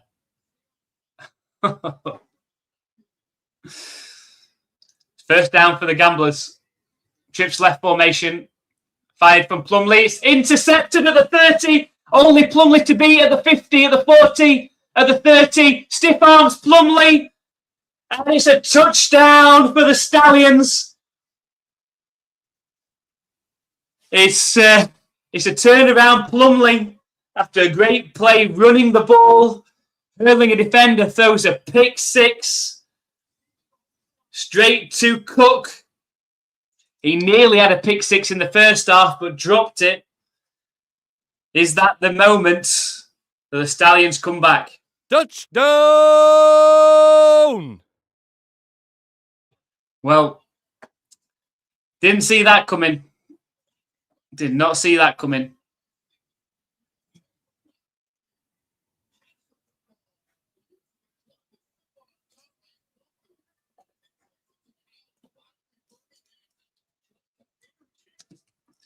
So, is the comeback on?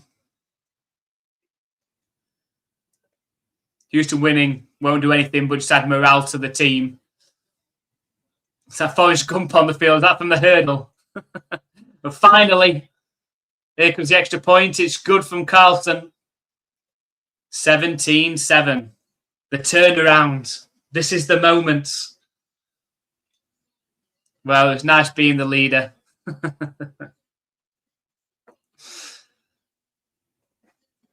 Is this it?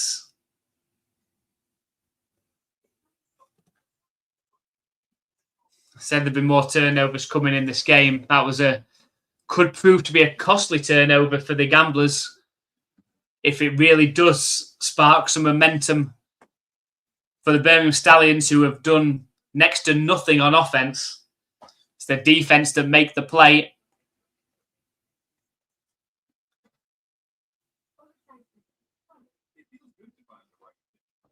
(17-7) game.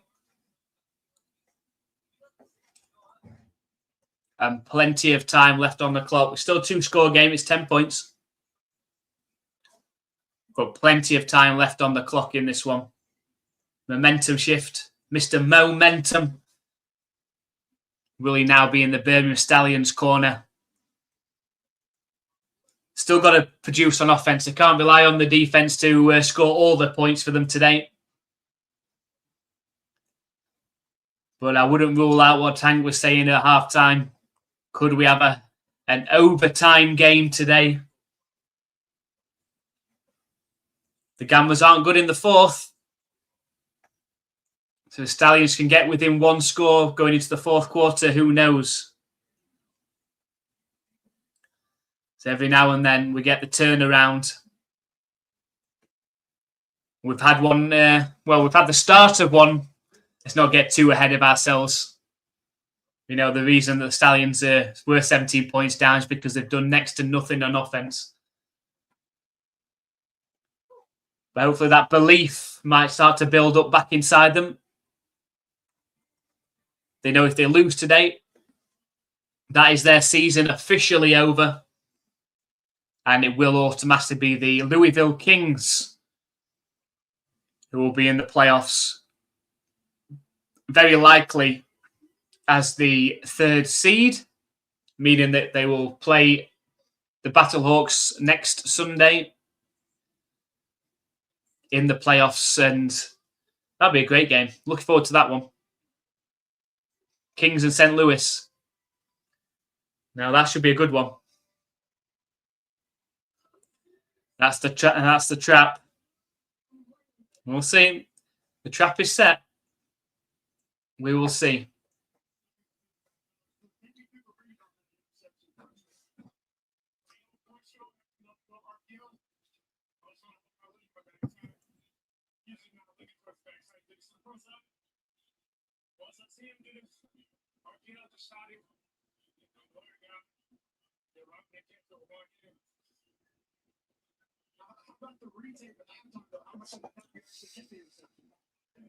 Got Dabu, thanks for joining us. Win Birmingham Stallions have, well, they finally got on the board, Dabu.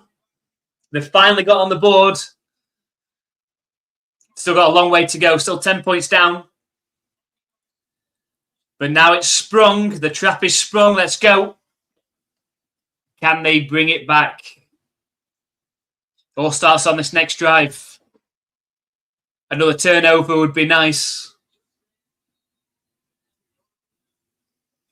But at least a stop, a punt. Anything that's not a score. And the kick is off. Returnable from the 3-yard line. And tackled down around the 27. And that's where the Gamblers will start their next drive. The Stallions will be pumped. Can they go back-to-back and force another turnover? They lured them into complacency. And I think Plumley was still riding high on the whole hurdle. Go on, give us a fight, y'all. We want to get dirty. There's a chance.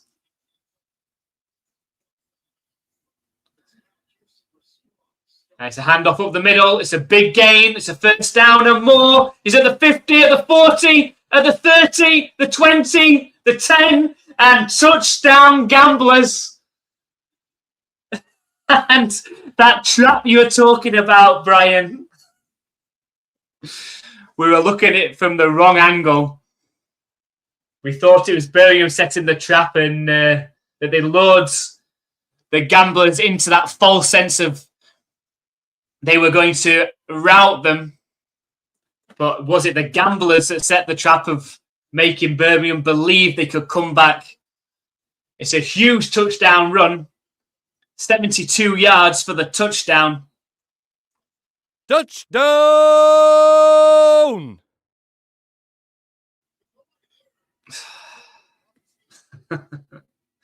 And the extra points, I think he's missed the extra point, in fact. No goods.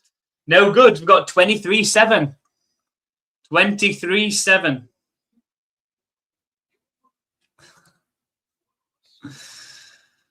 Oh, dear. Just when you think you know which way this game could be shifting, we get a 72-yard touchdown run. Appear worthless, then snap. Oh, no.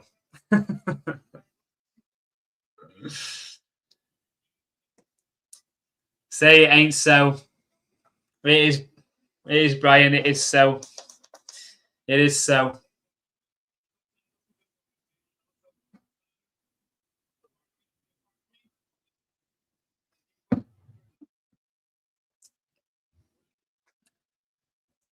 Well, they were in a 17-point hole, the Stallion. At least it's only a 16-point hole now.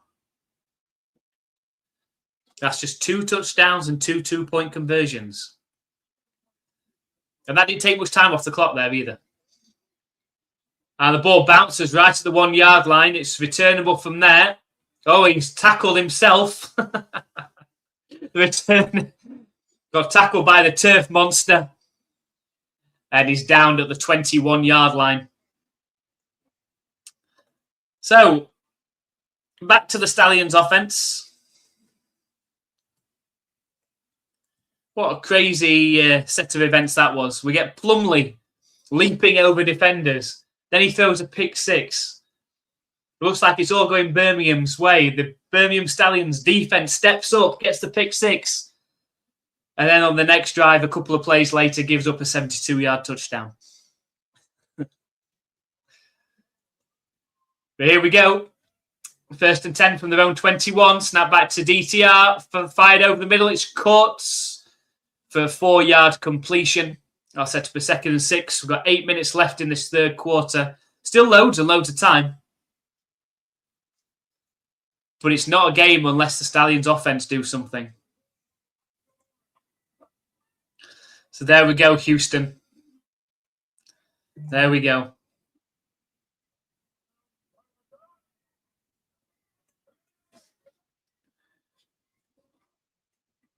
It's a handoff. And it looks like a 2-yard gain, maybe 3 up the right side.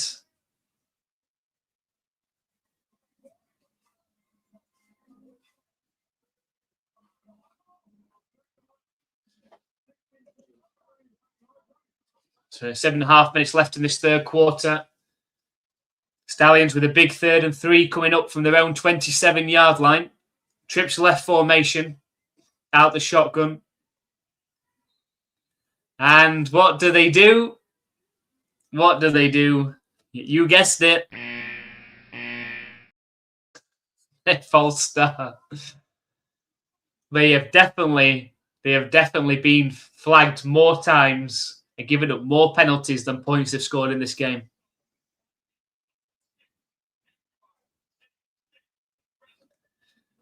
That is the is it a Texas flag? Up here it just comes up as CLs.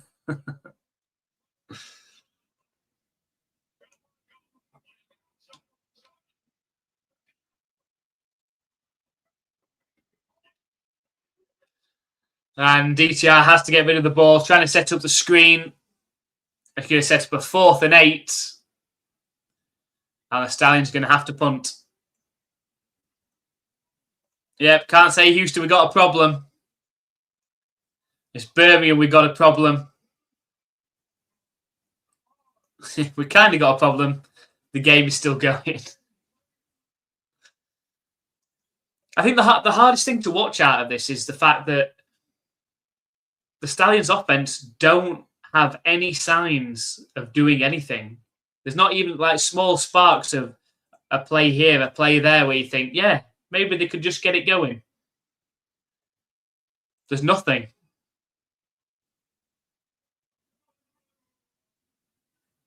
And the punt is up. It's down at the 32-yard line. The Gamblers have the ball back. Yeah, this offense is like watching the final year of Mac Jones with the Patriots. It's like watching that offense. No run game. They had nobody to throw to, couldn't get open, couldn't release from the defense, couldn't get open. And then you had Mac Jones not being able to throw the ball because, for one, his own confidence was shot. And the second thing was the fact that his offensive line couldn't block either. So that's what this reminds me of for the Stallions at the minute. Now, a final year of Mac Jones with the New England Patriots. Hard to watch. Very hard to watch. What is a dud?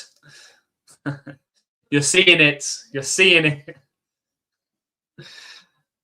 You're seeing it firsthand, Brian. It's really poor. The only way they're going to get back into it is, again, if the defense makes a play. They need a turnover, a pick six, a fumble, something that leads to points. Otherwise, they're just not going to be able to get back into it.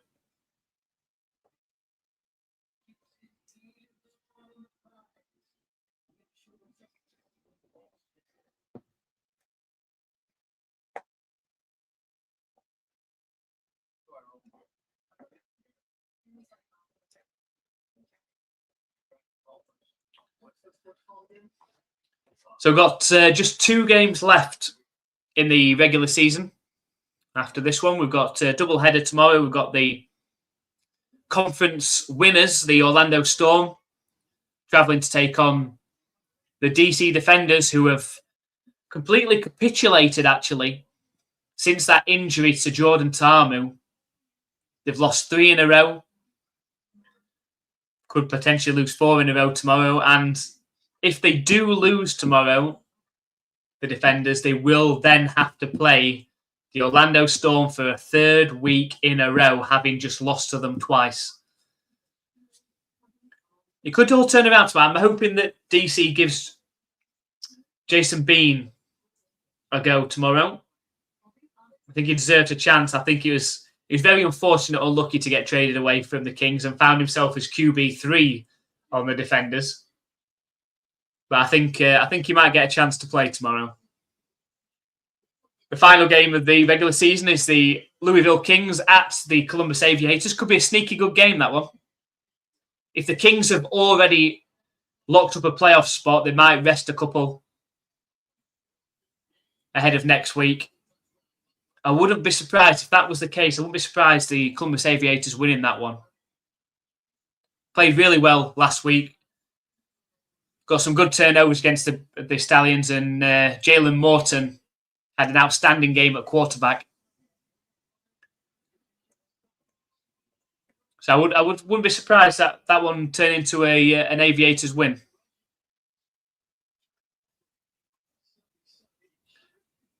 We've got a handoff to the right. Now reverses field to the left. Oh, that's got to be a blindside block. We've got a flag coming. I could see that from the screen. So the referee stood right next to it, going to throw it as well. We've got an illegal blindside block against the Gamblers. And now we've got an injured Stallions player down as well. Yeah, slackers need not apply. We say the word slacker, it just reminds me of Back to the Future. So the old teacher, is it the old head teacher, is it? Of the McFly's head teacher.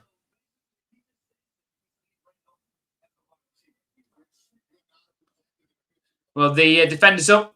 It's not an injury. He's got up on it after he's off. So he's got up himself and walked off the field, which is good. He's getting looked at by the medical staff on the sideline. He's holding his arm a bit funny. I don't know if he's hurt his shoulder. We've got 1st and 25 now for the Gamblers. This is the moment, Stallions. This is your chance. An empty backfield for Plumlee. Snap back to him. Don't let him escape. He's going to set off running. That's better. That's better, Stallions. It's just a 3-yard carry up the right side. You can't let him beat you on the ground.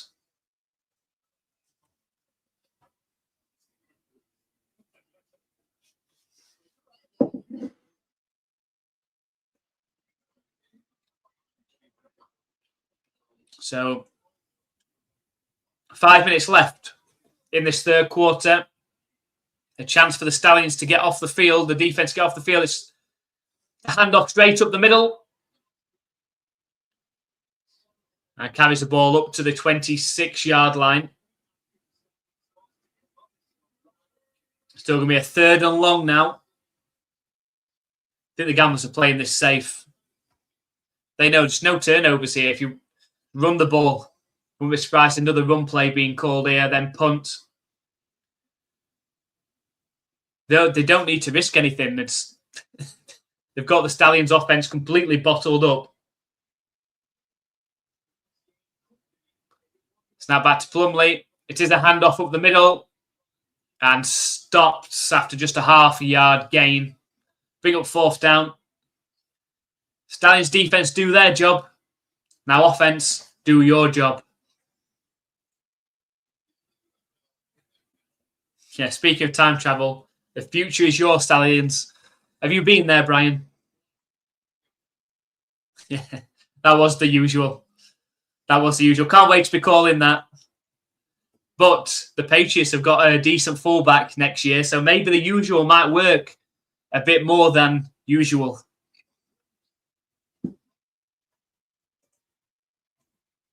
The punt is up. And it's not the best punt. It goes out of bounds. Where are we going? To the 41-yard line. The Stallions are only 9 yards away from crossing midfield. The oldest trick in the book, the usual. Doesn't work too much for the Patriots. I say it might do next year. They're going to have a decent fullback. And I'm really hoping that in a couple of days' time they're going to have a true number 1 wide receiver. I also wouldn't say no if they wanted to get Diggs as well back. Snap back to DTR. Fire towards the left sideline. Dangerous pass. He was looking for Mickens and it was nearly intercepted.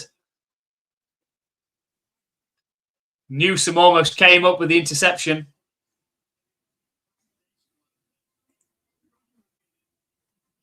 The future is grim. The Renegades made it to the United Bowl for the first ever 3-team game.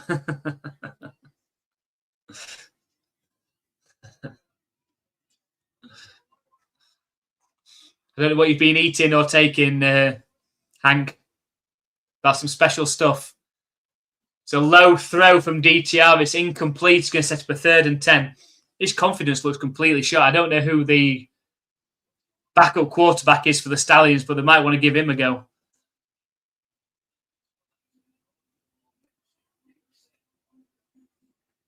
Yeah, hopefully without disruption. Is that the... we talked about AJ Brown here. And we don't even get a chance to punt. It's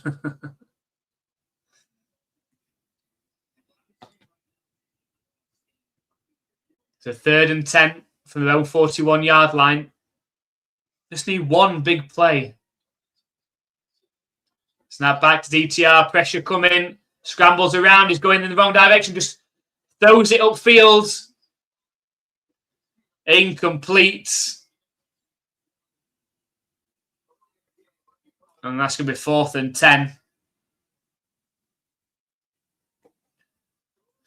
So, yeah, stuff about AJ Brown. Well, yeah, hopefully, I mean, there's been some stuff thrown around this week that they're not close because the Eagles are still holding out for a 1st-round pick. The Patriots aren't willing to give up a 1st-round pick.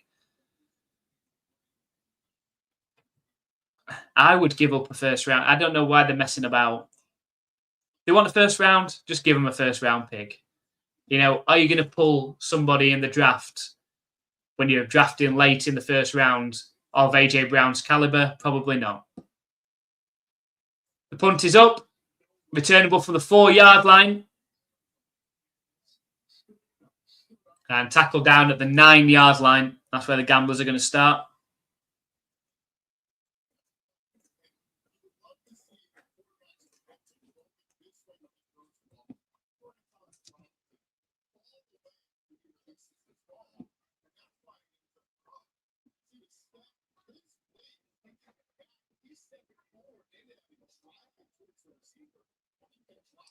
Great football, social graces.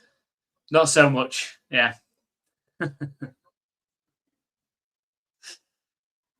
Is that AJ Brown? I think he'll work hard for the Patriots. You know, he was desperate to be on the Patriots. He wanted to be drafted by the Patriots. He's back with Mike Vrabel. He's got a good relationship.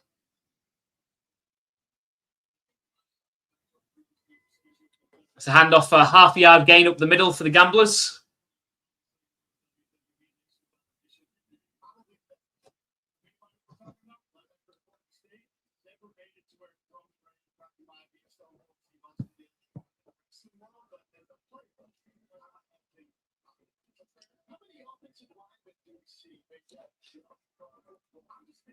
I think it'd be crazy if they could get Brown and Diggs. Then they've got Dubes, and they've got other wide receivers complement like Booty, Matt Collins, Kyle Williams. It's a handoff. It's a first down. A big run up to the 24-yard line, but we have got a flag. Is that going to be holding?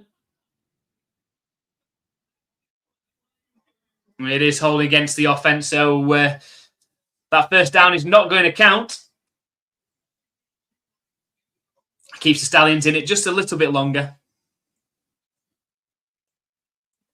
Gangsters need not apply. Must be the first flag of the game. Yeah, my flag button and graphic is worn out now. It'll start glitching soon.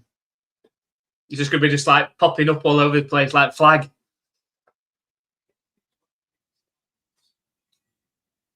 So 3rd and 7.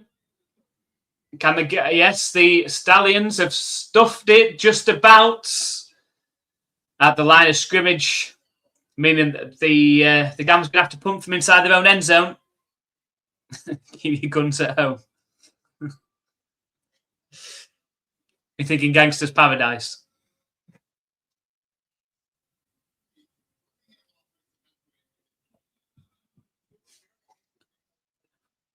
So this might be the last play of the third quarter. It's going to be a punt. Oh, it's not going to be a punt.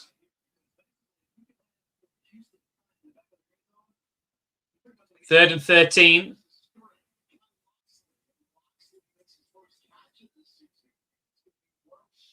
So it's going to be 4th and 5 or 4th and 6. Oh, there's a punch thrown there. I'm sure there's a punch thrown by a Stallions player there. Hopefully the referees didn't see it. But that is the end of the third quarter. Gamblers up by 16. Nice. Like the Gamblers, as I said earlier, have not been good at all in the fourth quarter this season. But this seems like a big ask for the Stallions to come back.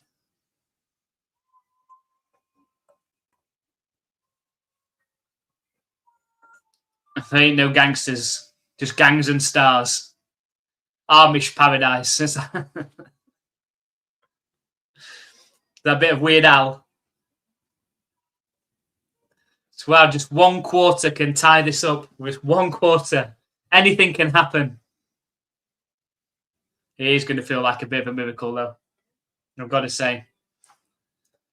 Are you guys, just move on to something different? Are you guys watching the World Cup? Obviously, it's in US and Mexico, isn't it? This year, you're watching the World Cup.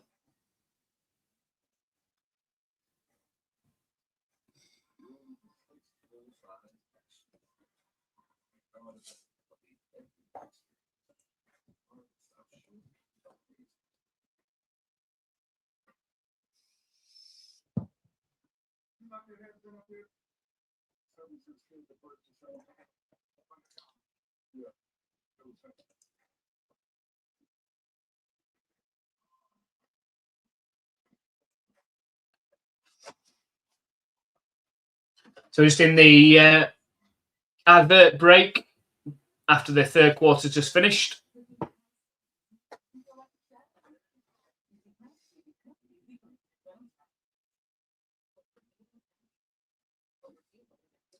So I won't be. I might be watching the WNFC Cup, though, in Dallas. I'm trying to get some friends to go with me. That'd be cool. What's that? You talk about the World Cup or the WN? Yeah, soccer. What? The World Cup or soccer? We're talking about here, Brian, or the WNFC. I assume the WNFC is the women's football.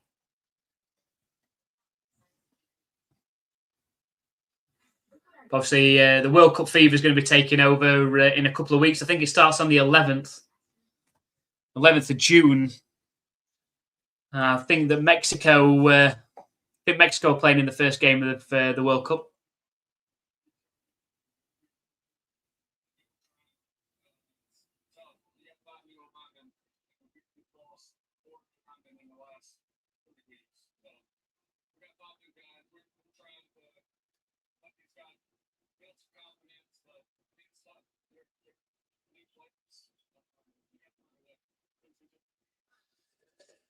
Just seems a bit downtrodden. AJ McCarron there. He said they've got 5 new offensive linemen.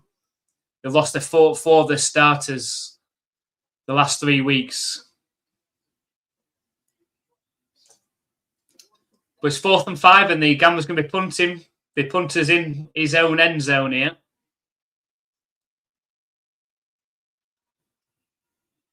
The punt is up. And it should be decent starting field position. Oh, they're actually in Gamblers' territory. So they won't be able to punt. We know we haven't got a punt coming for the Stallions on this drive.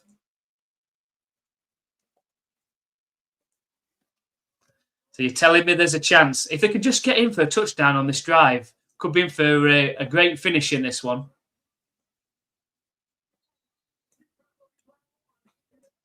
Texas Spartans undefeated, and these women play some mean football. Full tackle too. I don't have TV, Pluto and Roku.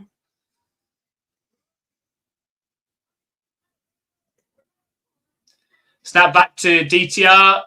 Tries to hit the running back out of the backfield, but it's behind him. Incomplete.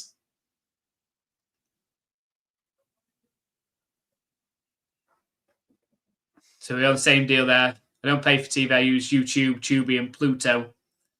These are all new things to me. I don't know what Pluto is. A dwarf planet.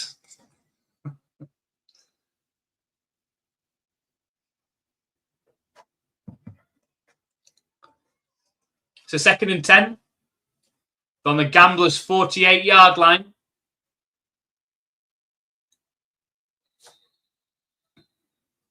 And the Stallions have to burn a timeout as the play clock was down to 1 second and they weren't set. They might be needing those later, when they get this comeback that they're going to get. They might be needing their timeouts later. So we won't want to waste them.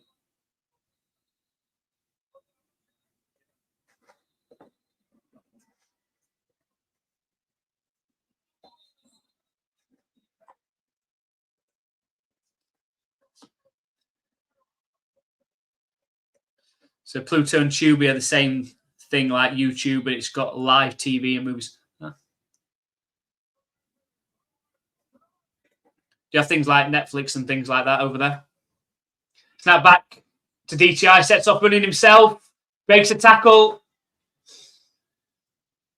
and dives down around the 43-yard line. There's so many different channels this day, these days. That's a problem. And the NFL next season, I think it's tough for even tougher for Americans than it is for us over in the UK, because I can just get one subscription. I can pretty much watch all of the games just off one subscription. Snap back to DTR. Fired. Caught at the 30, breaks a tackle. Here we go. Here we go. First down, Stallions down to the 26-yard line. The comeback is on. I can feel it. So it's like a knockoff Netflix. Fair enough. I know that there's so many streaming platforms that have got rights to games next year. I think there's quite a few on Netflix, isn't there? Next season. So now back to details. Hand off to the running back who gains a couple of yards to the 24-yard line.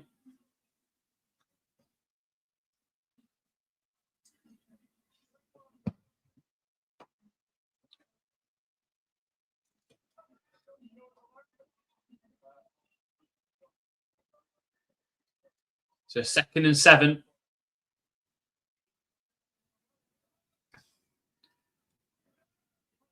So now back to DTR. Under pressure throws. It's high and away from his intended target. He gets hit hard, DTR as well. Getting picked up off the floor. And now facing a 3rd and 7.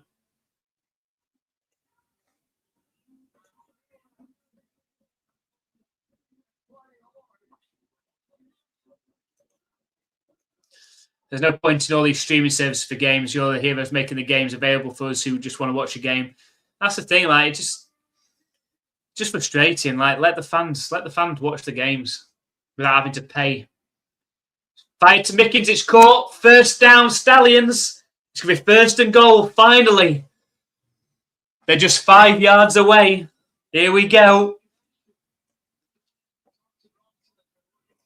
Whatever package I had was the wrong one. 100 per month, and gave it up. Yeah, basically I can get a package at the DAZN. It is quite costly, but it means I can watch all the games on that, except the ones that are chosen by Sky Sports over here, so they're blacked out, those games, which is annoying. Fired. Touchdown! It's a touchdown, McGowan. It's a throw from DTR, fired into McGowan. And the Stallions, from nowhere, have found some offense. Touchdown! Here we go.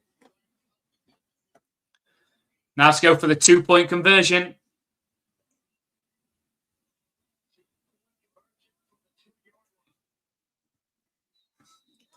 Come on. So here we go, Stallions. Here we go.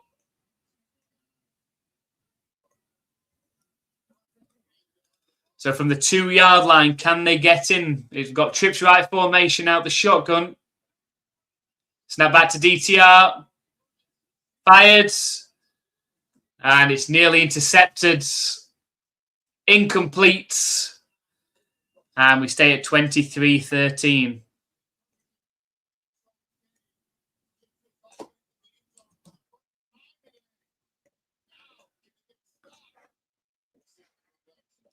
No flags. Is this a dream? Somebody pinch Hank.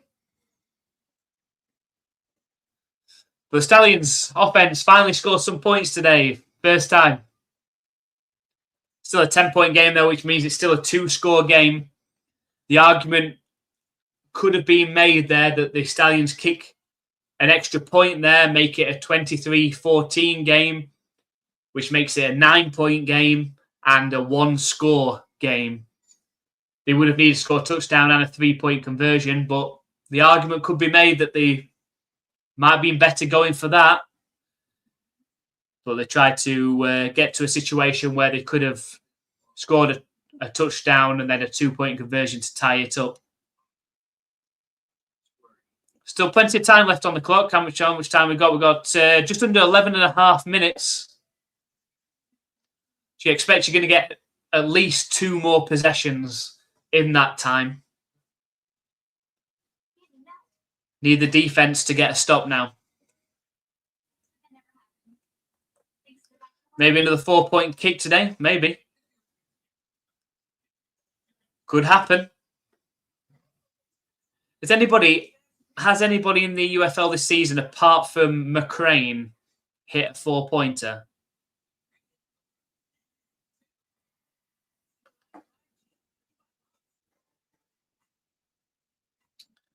I don't know. Let's see if I can find that out.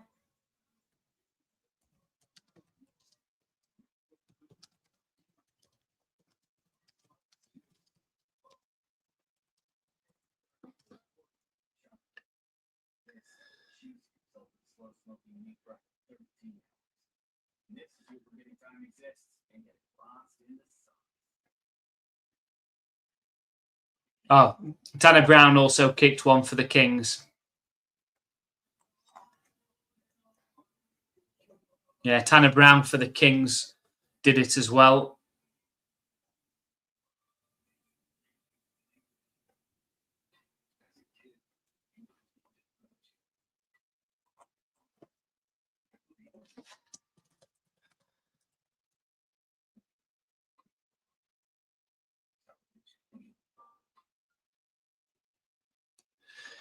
Yeah, I think both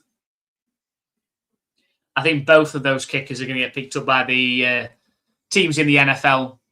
I mean, it's already circulating on Twitter this week about McCrane. Already there's been several teams inquired about McCrane. I think that Tanner Brown will get looked at as well. Maybe even Hoyland from the Gamblers has had a great season.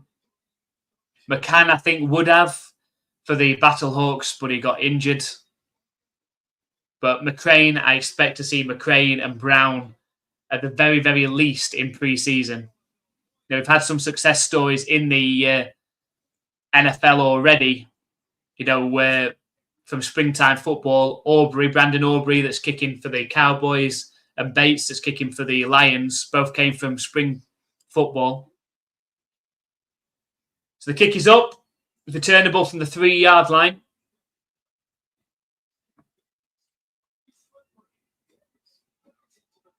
And tackled down at the 32-yard line. Can the Stallions defense get a stop when they need it the most?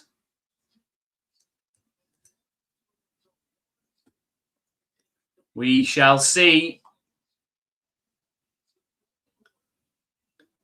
So I was expecting more 4-point kicks attempts this season. So was I, actually. I thought there'd be more teams strategically, especially like the defenders, and maybe even the Kings that have got kickers that can do that. It'd be great if we got one of those to win one of the playoff games, a 4-point conversion, 4-point kick. Step back. And taken down Plumley for the sack all the way back to the 25-yard line. Sorry, 25-yard line.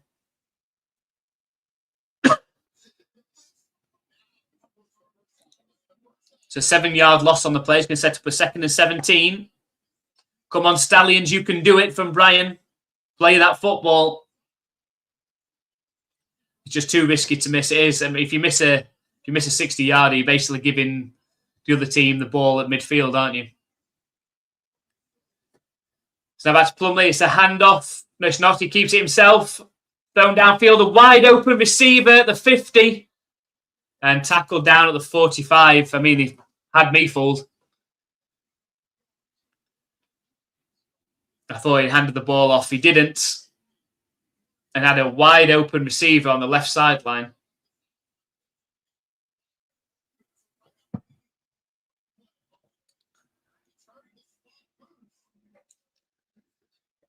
Gambler's on the move.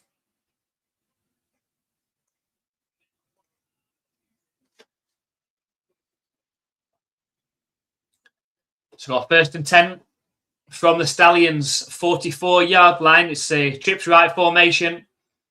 Handoff to the running back up the left side who's stuffed in the backfield. It's going to be a 2-yard loss on the play. That'll set up a 2nd and 12. Stallions have to force them back.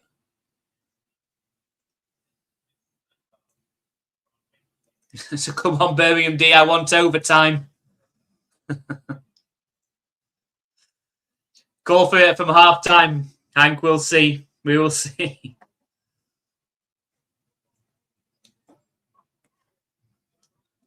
That's definitely a 2-yard loss. So saying 2nd and 11, it's got to be 2nd and 12.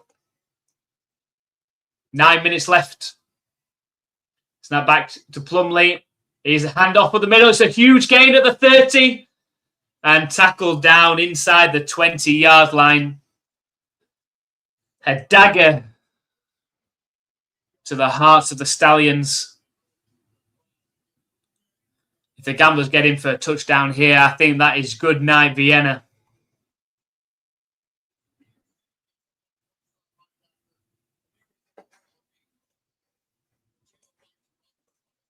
It's a little more football with in the end of this season. Now it's time for teams to deliver for us. Well, we'll see. 8.5 minutes left in this fourth quarter. The Gamblers 1st and 10 in the red zone now. Step back to Plumlee. It's a handoff. And stopped at the line this time. It's going to be a 2nd and 10 coming up.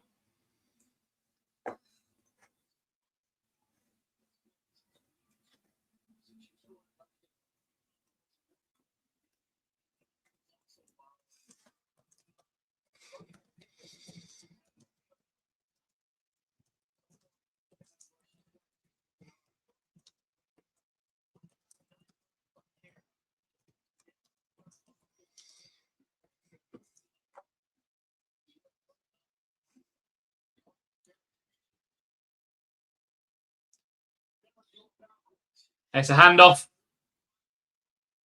It's a 2-yard loss on the play, but we have got a flag, of course we have.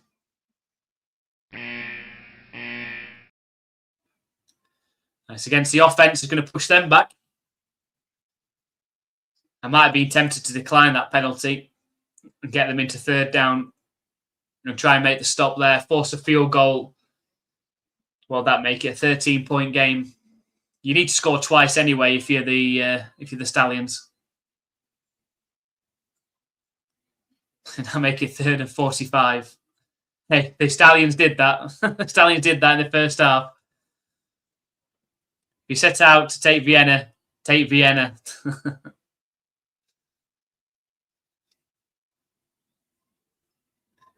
Plumlee keeps it up the right side. Throws downfield.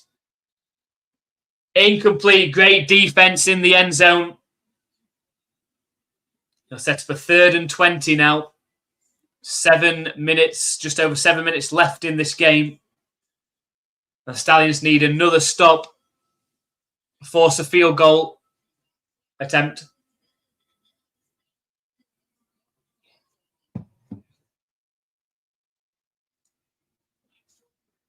Ooh. Could argue potentially pass interference on that play. For the one that they called earlier in the game, you could call pass interference on that. Now back to Plumlee. Keeps it himself. Looks downfield. Under pressure.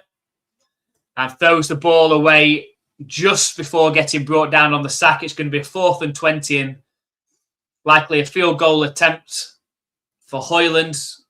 One of the better kickers in the UFL as well.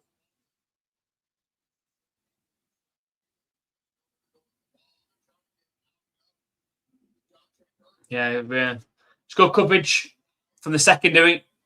So 4th and 20, just under 6.5 minutes left in this game. You know, it'd be great if the Stallions block this kick. It's a 46-yarder. It's not a gimme from the left hash. Here comes the kick. It's up. And he nails it straight down the middle, Hoyland. 13-point game now. 26-13. And the Stallions really are in 4-down territory now. Not only have they got to score a touchdown, they've got to do it quickly. Otherwise, they're going to leave themselves little time. They may have to invoke that whole 4th and 12 from their own 28-yard line to retain possession. But only a touchdown will do. 13 points down. You're basically at a touchdown, 1-point conversion. That'll make it a 6-point game. Yeah, you need 2 touchdowns. Need 2 touchdowns and 2 1-point conversions. With what we've seen so far, let me know in the chat, do you see it happening? I mean, I can't really see that happening. The offense has not been consistent at all. Had a couple of nice plays on that last drive, last offensive drive, the Stallions, but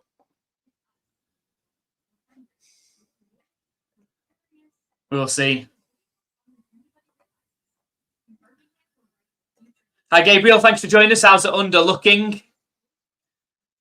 Well, what are we at? 13-9. What was the under for this game?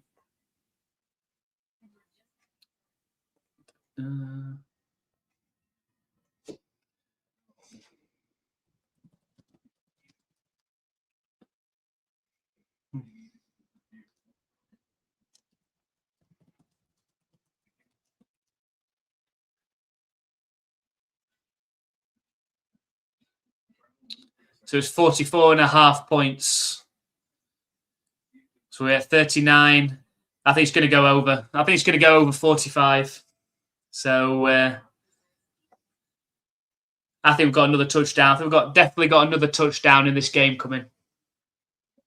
And that will take it over the 44.5 points. Went under, it's looking a bit shaky. I think we've got another touchdown coming. This game is not done yet. We've got just over 6 minutes left in it. And even if it ends up being a defensive touchdown, I think we've definitely got more points coming.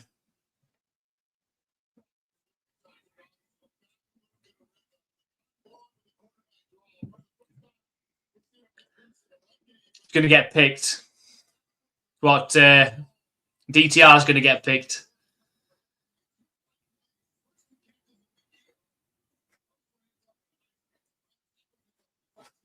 So ready for the kickoff. It's going to be the Gamblers kicking back to the Stallions, and they could really, really do with mustering up a big return. We haven't seen too many kick returns for touchdowns in the UFL this season. They could really do with one right now. Kick is up. It's returnable from the 4-yard line. And tackled down around the 24-yard line. But we've got, you guessed it, so many, just against the Stallions.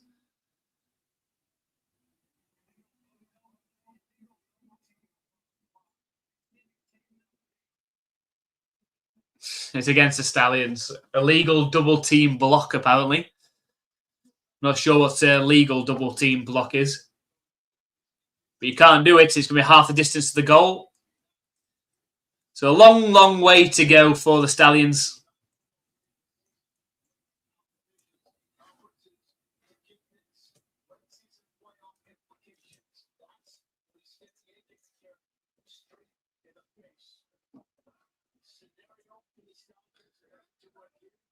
Snap back to DTR.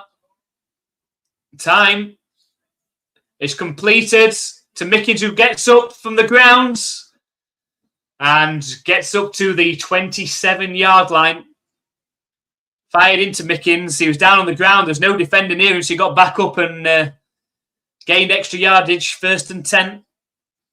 Oh, I thought we had one more player in mind on the pick prediction. We've got an injured Gamblers player. Is there a flag award? If there is, it's definitely going to the Stallions today. I'd still think, I think if there's a way to count all the flags, I don't know if they keep penalties, actually.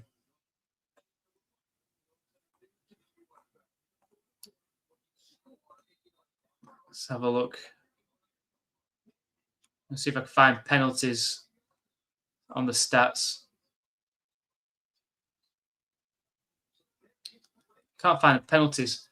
Snap back to DTR. Fired deep down the right sideline. It's nearly intercepted. Looking for Mickens. Didn't quite get it there. It fell incomplete. Yeah, I can't see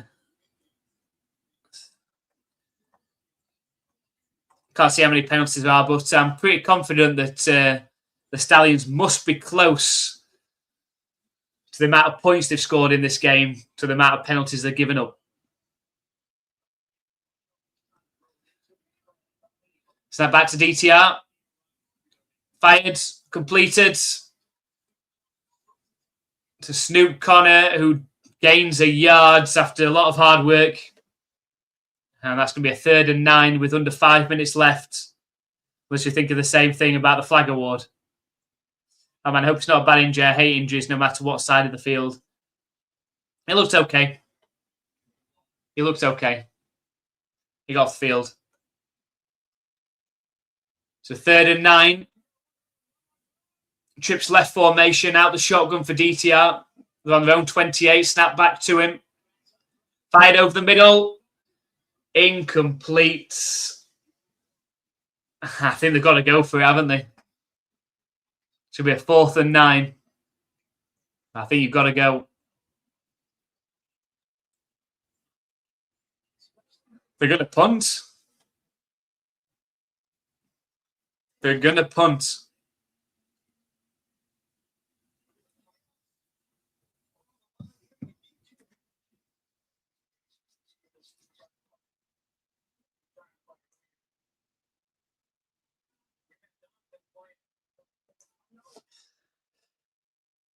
They're punting.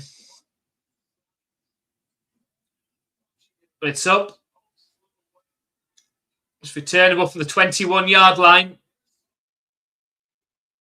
And returned up to the 30-yard line. Strange decision. I know they were 4th and 9, and deep in their own territory, but I don't know how you're going to possess the ball enough times now.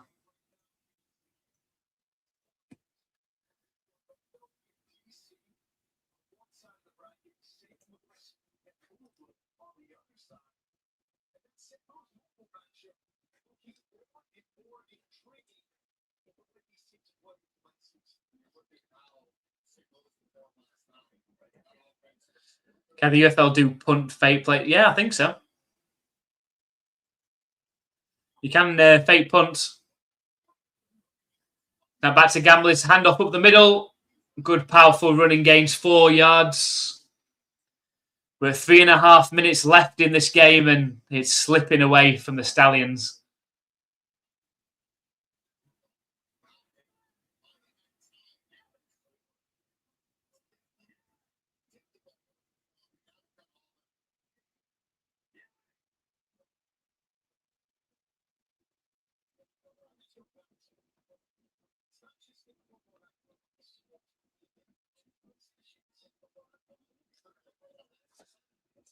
So 2nd and 5 with 3 minutes left in this game.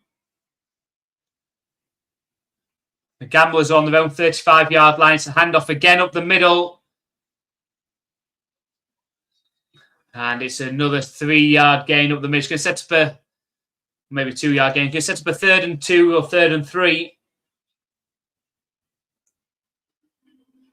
Has to be a stop on this play for the Stallions. They have to stop them on this play. Otherwise, the clock's just going to run.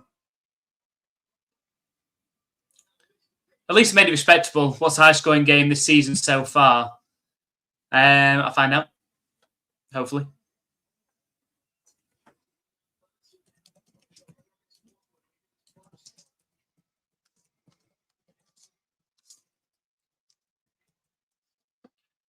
It's a handoff again up the middle. And I think he's done enough to get it.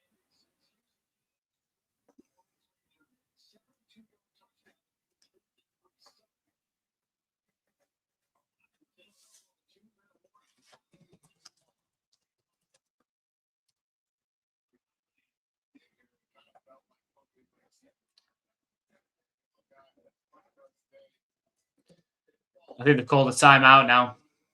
A little bit late for that.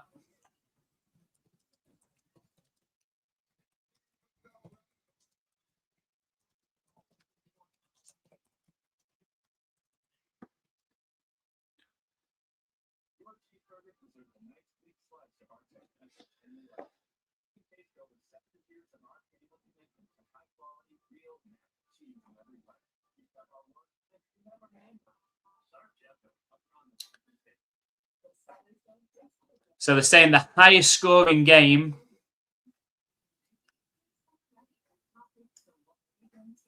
through week 9 was the week 3 game between the Battlehawks and the Stallions that was 34-30. We watched that game, actually. We did that game live. It was back and forth, and the Stallions came back.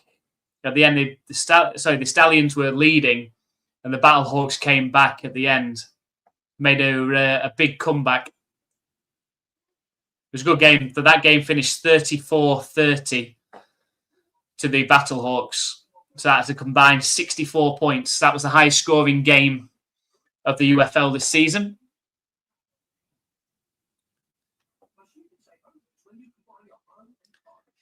We had 56 points in a Storm against Kings, 29-27. And 52 points, the Defenders, 45, Gamblers, 7 as well. The lowest scoring. Are you testing me now?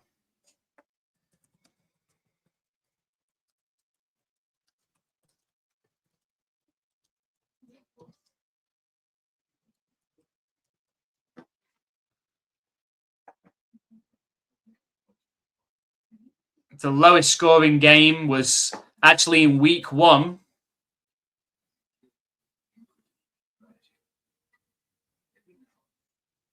I think. Let's have a look.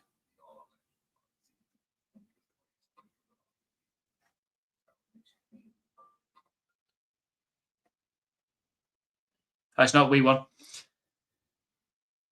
don't know why it said that. It's actually the lowest scoring game was 16 points, where the Orlando Storm beat the Birmingham Stallions. The Birmingham Stallions are featured again in the highest scoring game, and now the lowest scoring game. The Storm beat Birmingham 16-0.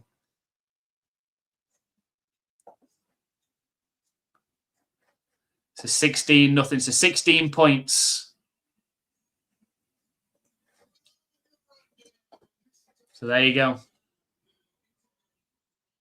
Yeah, expect lots of usuals from here on out. A lot of handoffs, I think, to see this game out. Stallions might not see the ball again. And Gabriel, who came on very briefly, says, "How's the under looking?" Well, the under's looking very good right now. I thought with 6.5 minutes left, we'd get at least one more touchdown, which would take it over. Not looking that way now. That's pretty good. What about the lowest? So the lowest was 16 points. Storm beat the Stallions 16-0. The Stallions look like they have a lot of growing to do. So 1st and 10, we're at the 2-minute warning. Coming out of the 2-minute warning, in fact. The Gamblers, handoff up the middle. The usual. Half a yard gain. I think we're going to get a timeout, surely, from the Stallions.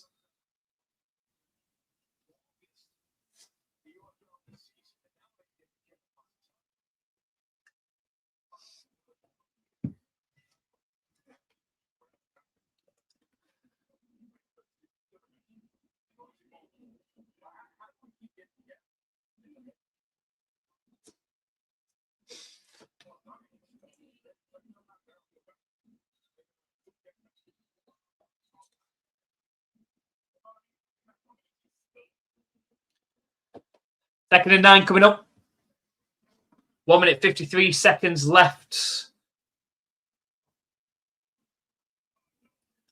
But the Stallions can only stop it one more time. They burned a needless timeout to start the second half. Can only stop it one more time. They're not going to have enough time to possess the ball twice here. So run up the left side this time. Come on, tackle him. They look like they wanted to tackle there. Now, instead of that being maybe a 3-yard gain, it's ended up being a 5-yard gain. And the final timeout for the Stallions with 1 minute and 40 seconds left on the clock. 3rd and 3 and just one more first down ends this one. and ends the Stallions' hopes of making the playoffs. The playoffs will be pretty much set at that point.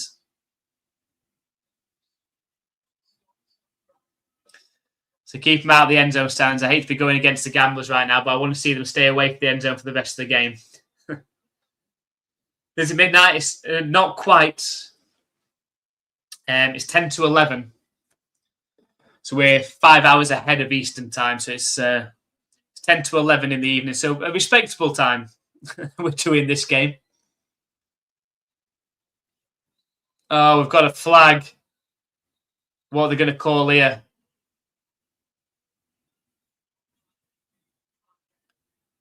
They're calling offside against the Stallions. Well, what other way was the game going to end other than with a flag?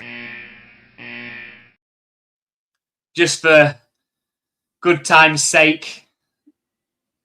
Because now the Gamblers can just knee the ball 3 times.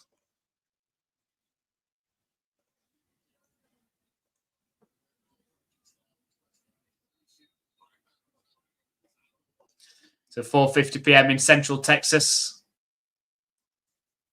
So we're 6 hours ahead of Central Time.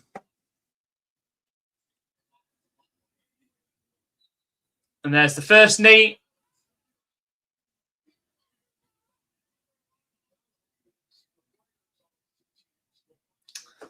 Poor showing from the Stallions in this one. I didn't know the UFL had flags. Oh boy. Boy, do we have flags.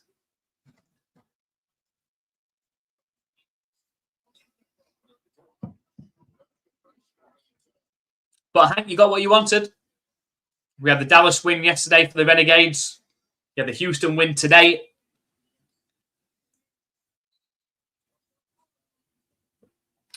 So tomorrow we've got just 2 games remaining in the regular season. We've got the Storm at the Defenders and then the Kings at the Aviators.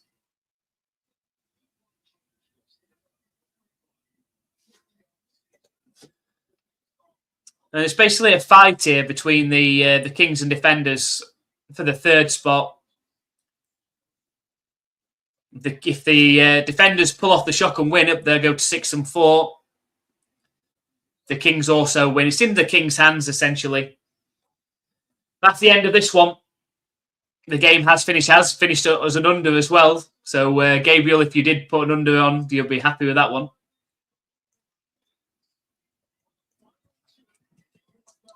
26-13. Yeah, it's in the Kings' hands tomorrow. If the Kings win, they will finish 3rd and they will play in St. Louis in the playoffs next Sunday.